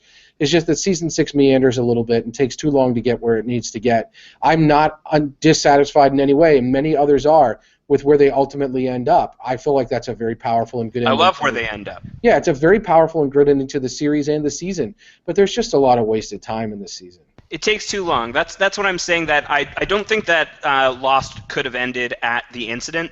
I think that would have been hard. I think that would have been tough with the smoke monster reveal with Jacob. That just would have been the most brutal cliffhanger of all time. Yeah. That would have been really hard. But I think based on how the season plays out, it feels like they had about 6 episodes worth of story that they spread across 18 episodes. Yeah. And a lot of that is the Flash Sideways, and that takes up a lot of real estate. So if you don't care for the Flash Sideways, it can be hard to sit through. You really have to buy into it. Otherwise, you're watching a lot of screen time that's maybe not going to matter to you as much as it's going to matter to somebody who really likes that stuff. And no harm, no foul. If people really like that stuff, I wish I were you. I really do. In a perfect world, I would really, really care about that stuff. But it's not my favorite thing that Lost does. And on the rewatch, it still isn't great. And the Flash Sideways episodes, even knowing what the Sideways ultimately is, I feel like a lot of the logic doesn't hold very well. It makes you wonder, like, what's the point of Jack's fictional son? Why does he exist? And I don't know. We could talk about it for a long time, and I feel like I would want to talk about it with Jo here, because I know that she would be able to talk me off a ledge, or at least attempt to. But I don't want to bash on it too hard, because the other takeaway I would say is that the Sideways is basically worth it for the finale. All of the waking up moments, and it's worth it for the Desmond episode that's in the Sideways, which is Happily Ever After, when he wakes up and then starts to realize, like, I need to wake everybody else up to the fact that they're dead and we need to move on. That's really good, and once he recruits Hurley, it's very good. Anytime any of the main characters wake up in the Sideways and the Giacchino score kicks in and everybody's all happy-go-lucky, other than Saeed, who wakes up with Shannon, and that's just bullshit to me. Everything else about that is really good, and I think My sideways takeaway would be it's almost worth it just to see John Locke stand from that wheelchair, just like stand up and be at peace with himself after all this time away from the character. So I do think that there's value in it because the ending of the series really is just so emotional. If you loved these characters, I challenge you not to tear up basically the entire runtime of the end. Yeah, and those waking up moments are really also in service of that because the interesting thing about the Sideways, to me, at least watching it real time, was the incident ends, and the question is, did it work, and all those things. And so when you're seeing the Sideways, the first time, what the ultimate payoff is, there's I think some part of you that's believing or meant to believe that something may have happened with the incident that led to this alternate reality, that led to these characters forming some different life where Jack has a son, where they don't necessarily remember each other. Is this, maybe they never got on the plane? Is this what this looks like? And so the first time you're watching it through, I think that you're watching wondering, like, when you hit reset, did you lose your save point? Did you start a new game? Or did you go 3 saves back? I mean, there's that. So a lot of the first time through, I think that they probably were servicing that by letting you, by screwing with you and letting you know, hey, there's something different here. Did it work? Did the incident happen? Is this as a result of the incident? Yeah, Is this on as a the result rewatch, you can feel that, Antonio. You can feel that they're kind of playing with your expectations there. It's still very easy to see that they're playing with your expectations that this is an alternate reality. Yeah, and so that with the end product being what it is, that makes a lot of that seem very frustrating. And I think that there was a lot of anxiety and anger over that we spent a lot of time doing that in service of something that this wasn't. But that doesn't mean that the wake-up moments aren't great, like you pointed out. That doesn't mean that these moments where things go off and the characters do remember that they had something together and that they feel very powerful about it and very emotional about it. That doesn't mean that those moments aren't phenomenal. And even the stuff with like Ben Linus, for example, I think is really good. I think they do a really good job with that character, putting him as like a high school, kind of teacher, and he's got a relationship with Alex. And well, yeah, and like the school being a metaphor for the island, absolutely, a place to learn is kind of cool. Yep. So there's some good stuff in that even though it ultimately doesn't really matter for the end of anything, it's really good in service of the end of these character arcs. So, I think that, when we get to the end, like you said, with the takeaway, I think that there's a lot of emotion in it, both from the previous 5 seasons, but also from, waiting for it to get there to a point where they all recognized each other and ending up at that moment where they really were cognizant of everything that happened, and we were beyond it, and we were truly after it, and there was a life that was occurring after it that they all built together. Pretty awesome, pretty powerful stuff. Yeah, and I would say that beyond, I don't love the pace of season 6. I think that they take their sweet time. It takes way too long for Sun and Jin to get back together. That really hurts. I think it's cool to see Widmore back on the island, but his flunkies are just maybe some of the worst characters on the show. His sidekick Zoe, I don't know if you remember her very well. Yeah. She's really bad. So there's just, and casting, I think, is a strong point of Lost. I think that's why so many of these characters just like pop immediately, and then when you've got the clunkers, you know it. Like when you've got Nikki and Paolo, they're just not popping right. Like they're just not right. fitting in. And season 6 is not the time to have that happen, and that starts to happen with basically everybody that Widmore brings to the island. Those guys are really bad, and they're taking up real estate as well. And Alana is the person that Jacob sends to the island to protect the candidates. Yeah. And I remember really disliking this character and thinking that she was out of left field. They shouldn't have wasted any time with her, and they blow her up like Arst, and it was just terrible. And watching her starting with season 5 when she comes into the mix, she's actually a pretty good character. Yeah. She's not a bad character, and what's frustrating is it just seems like they're running out of time as season 6 is going along, and whatever plans that they have for Ilana, they're not going to be able to do in a satisfying way while getting to do everything else they do. So they literally just blow her up randomly. So the whole purpose of Ilana is now rendered just one long practical joke, and she's key in some really emotional scenes. In Dr. Linus, the end of that episode, which is a on-island moment in season 6 when Ben is saying, I'm going to go run away to the smoke monster. I'm very sorry that I killed Jacob. I'm very sorry about everything that I've done in my life. I'm a horrible person, and I'm going to go to the monster because he's the only one that'll have me. And it's a very like tear-jerking emotional moment, and Alana, like, who has every reason in the world to want to kill Ben because of what he did to Jacob, and certainly plans to do it. Once she hears Ben say that, she's the champion who says, I'll have you. I'll take you back. And she walks away, and it's this really powerful moment, and then she blows up like a minute later. And it's things like that that just really frustrated me. And, the Michael Whispers thing that we went over, things like that really frustrate me about season 6 on the island stuff. The Sideways stuff, I think, is well documented, my feelings on that, but that was kind of my takeaway from the on-island season 6 storyline. But once they once they blow up the submarine, and you're in that final stretch of the end game, and you've got What They Died For, Across the Sea, and the 2-part finale, the end, the 2.5-hour finale. That stuff is really great, I think. And the way that they end the characters' lives in the real world, in the non-Sideways world, I think for the most part, by and large, really, really strong. Richard Alpert, his hair starting to turn gray, and him realizing that for the first time in a long time he wants to live. The Richard episode also, by the way, is very good. Yeah, I was going to bring that up because we had Michael Eels who had tweeted at us, and Abib Turno, in the moment, I remember being one of my absolute favorite episodes of season 6. He really carried that episode and did such a great job with it, and it was such a heartbreaking story with his wife and everything that happened. That to me, I can't think about season 6 and not think about the fact that it had some real highlights, even when it deviated from our A Prime story or our Sideways story. When we had these History of the Island, episodes, this is one I think that did really well for me. I like Across the Sea as well, which sets up the mythology of Jacob and the Man in Black. I think I'm in the camp of people, and I think that there's definitely a camp of people who think that this episode should have come earlier in the season. I think that would have set up the stakes of the season a little more immediately, that that there's this part of the island that is crucial to the island's survival. I think it would have been nice to have that a little bit earlier on, but I'm not going to quibble with that too much. I think the episode's really strong. I didn't like it the first time I watched it, so this is an episode that improved. Tell us if we do a rewatch.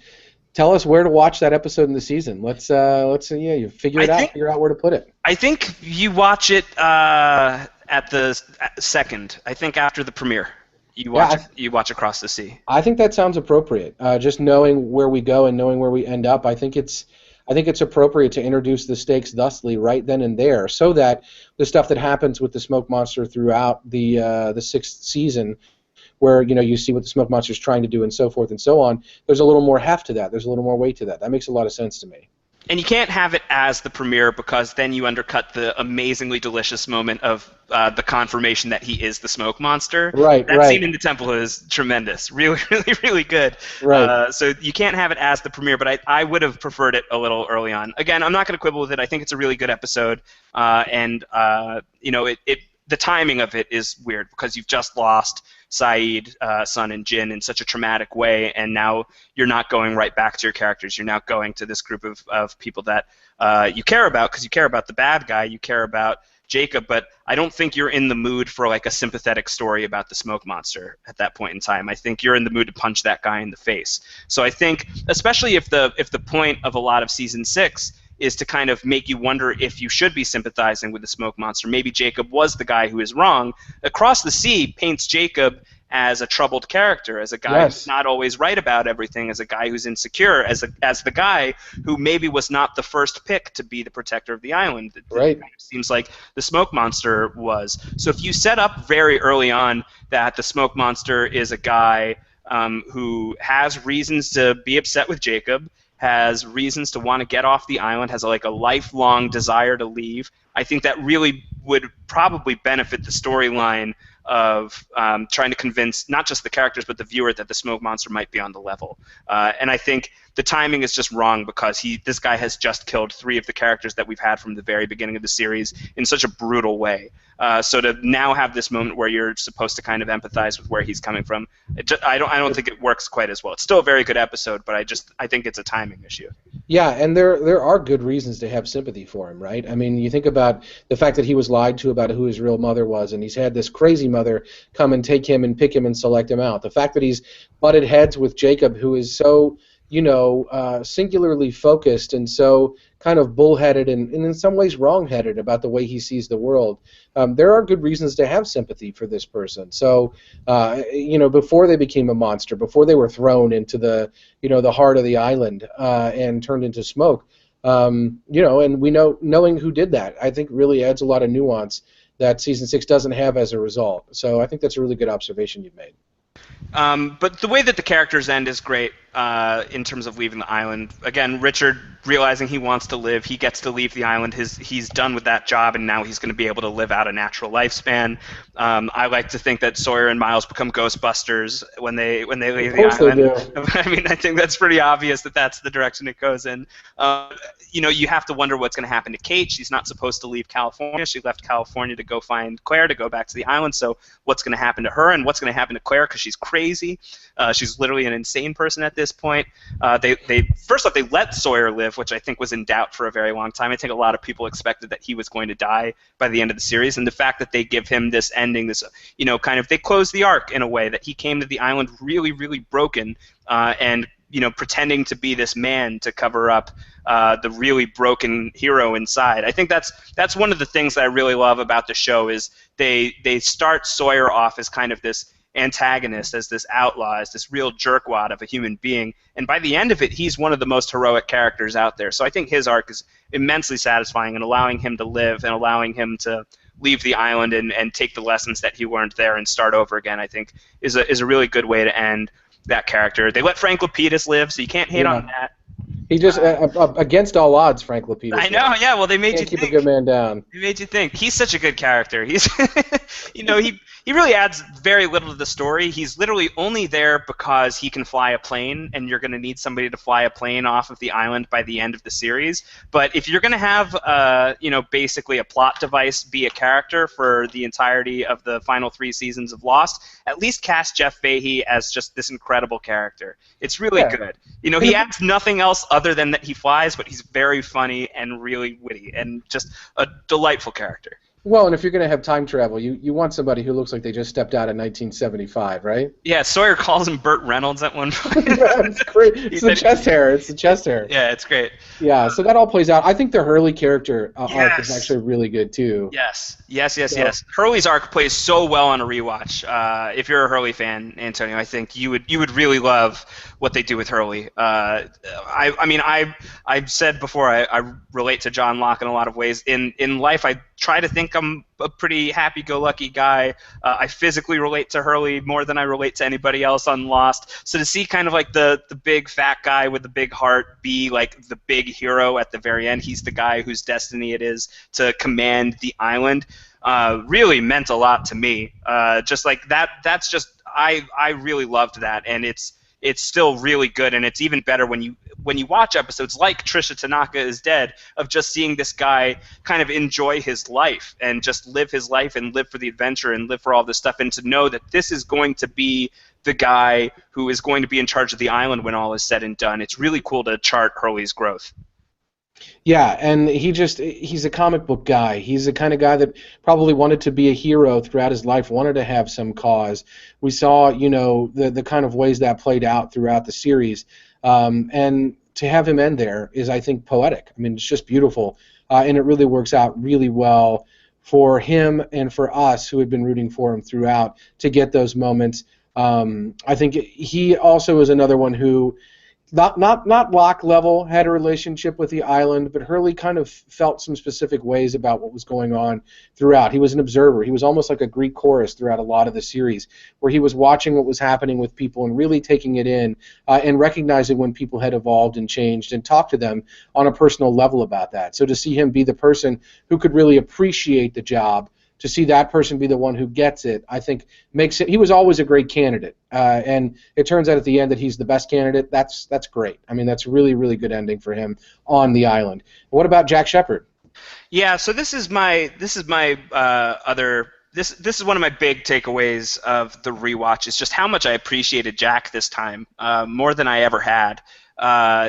Jack is not the flashiest character on the show. He's not the sexiest character on the show. He's not Sawyer. He's not the guy who's going to be snarking left and right. He's not going to be, with the one-liners and all that. He's a fairly serious guy, but he becomes this really unlikable guy too. He's the hero. He's the guy who's trying to get everybody saved, trying to get everybody rescued. But there's an element of him that's just he gets fanatical about that and gets really one-track minded about that he really is the anti-Locke in so many ways. He's the man of science versus Locke's man of faith. And they really drag him through the mud. You could lay the death of Jin at his feet, or the fake-out death of Jin at his feet in season 4 when the freighter blows up. You could blame him for that. There's things that you can blame Jack for in his haste to leave the island and knowing that he's going to be wrong. And he becomes really unlikable. But basically, after he connects with Ben Linus in the flash forwards, and that starts to become the present, and it's now the journey of getting back to the island and doing what it is he's supposed to do. That story really, really resonates with me because, as I've said, I'm a big Locke fan. I love Locke, and I think that Jack, in basically every way, finishes the Locke story. I think that he becomes the man of science and the man of faith. He merges the two together, and it's about knowing, when the moment has arrived, when the moment hasn't arrived, what's the right thing to do, when's the right time to take a leap of faith, when's the right time to sit and wait and kind of just observe. And he comes back to the island with this really, I said he wasn't the sexiest character on the show, but a kind of sexy new energy when he lands in 316. The first scene of 316 of Jack waking up on the island again after being gone for so long, and then him diving straight into hero mode. It's like even in the way he's breathing, the way he's running through the jungle and not afraid the way he was when he first came to the island in the pilot, the way that he's now there, and he's this confident guy who's like, I'm back where I'm supposed to be. I'm back on my path. I'm back where I'm supposed to do the thing I'm supposed to do. There's just this re-energized purpose, and it's a lot of it's in the writing, but a ton of it is in Matthew Fox's performance. And I don't think that I would, Jack's not my favorite character on the show. We haven't really even talked about him a lot. I'm a huge Desmond fan. I'm obviously a big Locke fan, big Hurley fan, big Sawyer fan. I think Jack is great.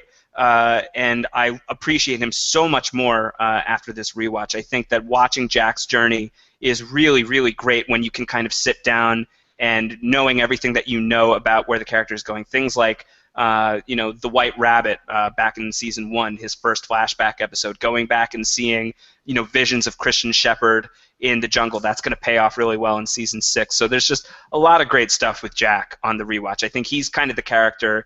Other than the smoke monster, I think Jack is the character to watch on a rewatch. Well, and another reason to maybe watch Ab Aeterno, Across the Sea. Second, in the rewatch is because think about the interesting parallels between Jack and Jacob, where Jack maybe isn't a good candidate to replace Jacob because Jack is able to evolve beyond the sort of single-minded, very narrow view that Jacob has.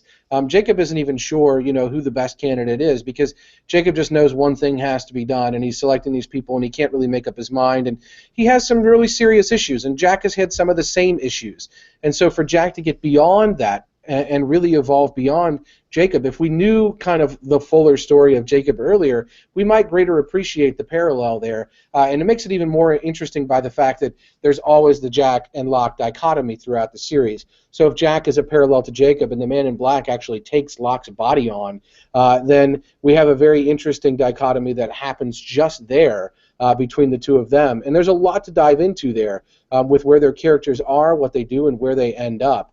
And I think that not only serves to really strengthen where Jack ends up, but it also really makes the Hurley as the keeper of the island thing really work because we see how he maybe toes both of those lines. He goes with his heart and he goes with his gut, but he's also kind of analytical and a thinker and the kind of person that will ultimately think to do the right thing instead of just pursuing what they think is right with all of their fervent desires. So I think there's a lot of interesting parallels between Jack and Jacob that really play out in season 6 that you don't necessarily, I'm realizing that I didn't realize at the time and that your rewatch has exposed me to. Yeah, definitely, 100%. I think if I were to do this again, I think I would probably put Across the Sea as the second episode of season 6, just to see how that plays differently. And then one more character or performance, really less about the character that I'll say is she's a fairly maligned character because she does a lot of things that people don't agree with, and it's hard to argue with a lot of the criticisms that are thrown Kate's way. But holy I can't even tell you, man, how great Evangeline Lilly is as that character, as an actress on this show. This was her first big acting gig. She was a model before that. Even now, she's pretty public about saying that acting kind of comes second to her. She prefers writing. She prefers doing philanthropy. Acting is just something that's kind of happened for her. I don't even know that she enjoyed her time on Lost very much. I don't want to put words in her mouth, but I get the sense that there were times. I think she actually gave an interview with New York Magazine recently where she said she wasn't super happy while she was doing Lost, even though she recognized it was kind of a dream job for most people, and so she tried to appreciate it that way. But it wasn't like the thing that she was trying to do her entire life.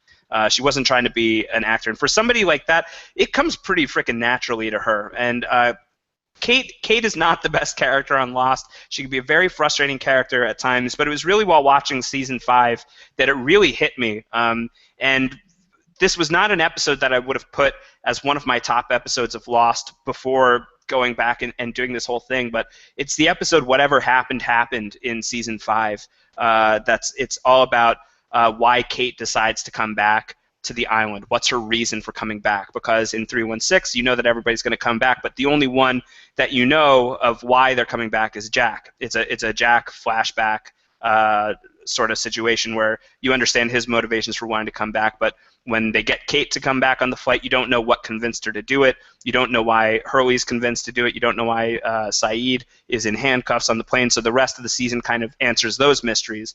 So Whatever Happened answers that mystery, and it's where you find out she has this really emotional scene of going to Claire's mother and explaining to her who Aaron really is, and being like, he's the sweetest boy, and you're gonna love him, and I told him that you're his grandmother, and you're gonna be taking care of him for a little while.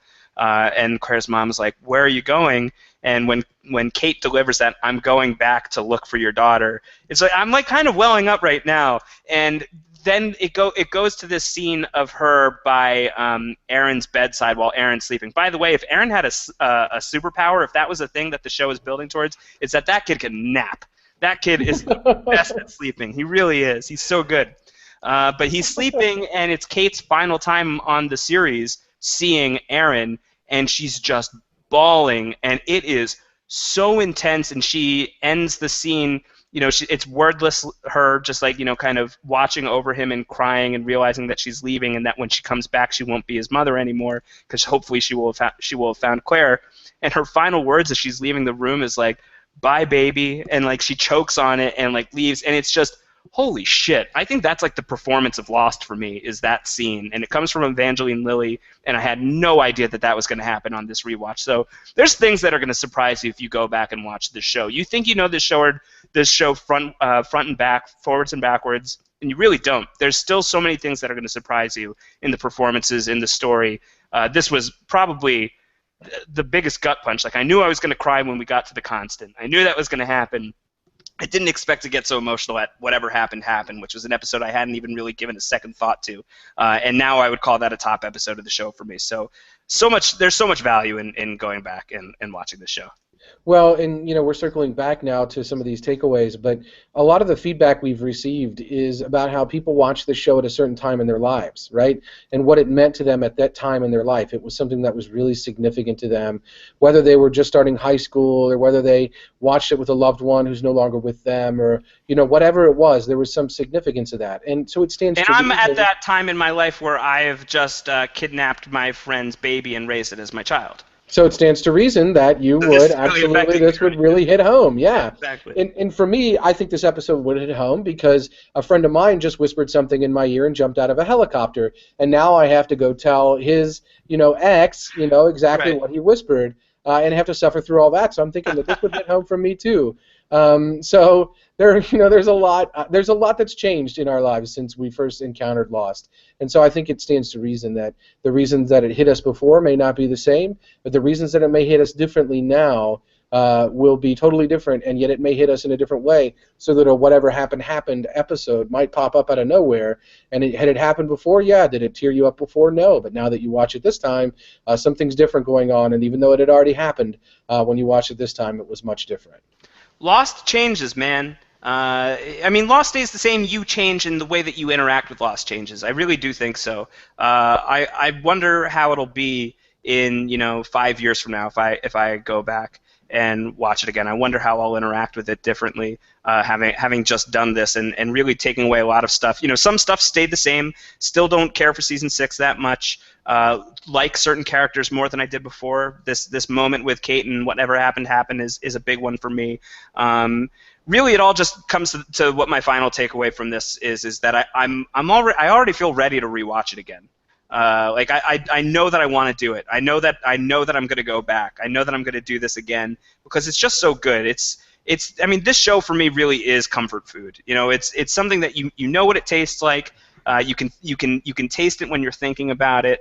You know that it fills you up and makes you feel good. And you constantly are picking up on like all these new little details over and over every time you go back and visit it. Just stuff that you really just want to keep like chewing on over and over again. You never want it to end. And that's the beauty of the show. And thankfully it does get to end on its own terms, even if you don't necessarily like where it goes. Like you have this forward momentum of those final 3 seasons. You have those first 3 seasons that really get you to fall in love with the character, and it does feel, as I said earlier, that it feels like reading this really great book, this really, really solid, wonderful page turner that you want to keep with you forever and ever. You just want, like, it's the battered book that you've just always read over and over again. And maybe you're streaming it on Netflix, or you've got abused Blu-rays or DVDs or VHSs if you somehow are able to do that. Whatever it is, like, Lost just stays with you if you were a big fan, and it was really comforting to know that even though I'm not a big fan at the end, maybe that will change someday in the future. It hasn't changed 4 years later. I still love the show, and I still love the journey, and I still love the arc, and I'm still finding new things about it, and I think that's why we're talking about it 10 years later. I think that's why we're as excited to go back and do it. So, yeah, man, my big take was I just want to do it again. I'm ready to go back and start the pilot after we're done here. Maybe not so much of that because we've been here for 2.5 hours. If you ever are blessed with having a child in your life, go back and watch it after that. Then Claire and Michael will become your favorite characters. You're going to get really choked up about all the Jack and Christian Shepherd stuff. You're going to really worry that you're going to grow up to be a bad dad and all of that. And then later on down the line, 10 years from then, you can watch it again and worry about what happened with certain people. I mean, there are many pieces of art that are like this, but that is what, in my opinion, really makes Lost a piece of art. In that, you can read a book like Catcher in the Rye when you're 12 and read it again when you're an adult and have a totally different feeling about it and feel just as powerfully about it at the time. There are other things which only capture a moment and a time.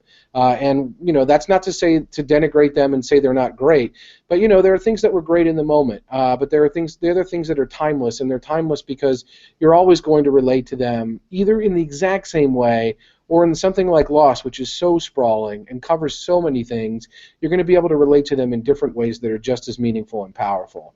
And I think that Lost is something that it's good to know from our 16 takeaways here that the biggest takeaway is that the I think there were like 108 takeaways, but we'll call it 16 for 16. SEO purposes. Yes, exactly. It's good to know that the main takeaway, if there's only one takeaway, it's that a rewatch is not only worth it, but it's rewarding, and it may change the way you feel about the show.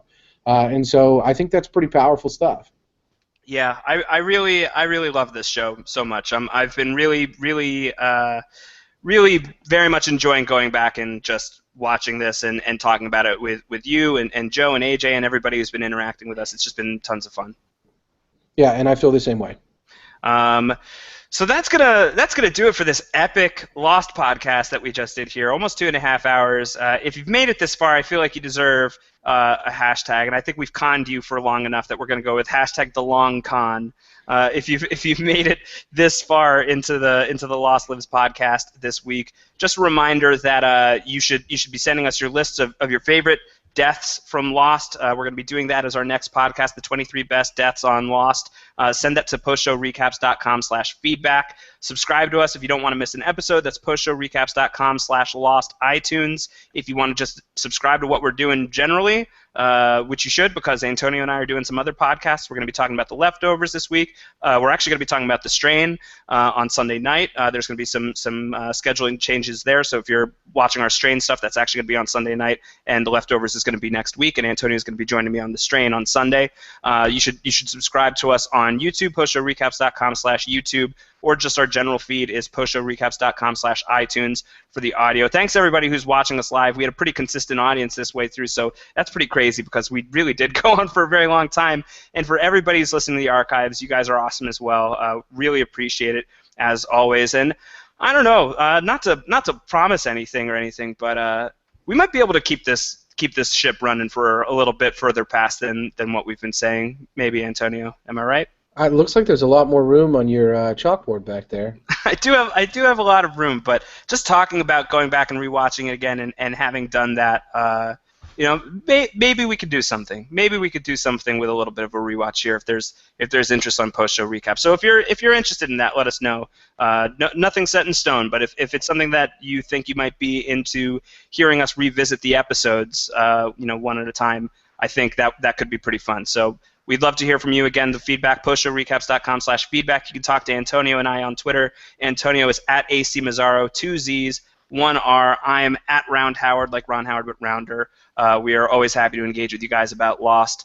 And again, remember, if you made it this far, hashtag the long con. It was a good time. We had a very good time. Thanks so much, guys, for listening. Hope you do a rewatch. Hope you join us next week as we talk about some death, which is just going to be really depressing and awesome because I'm sure Arst is going to make it on the list, and that's really cool.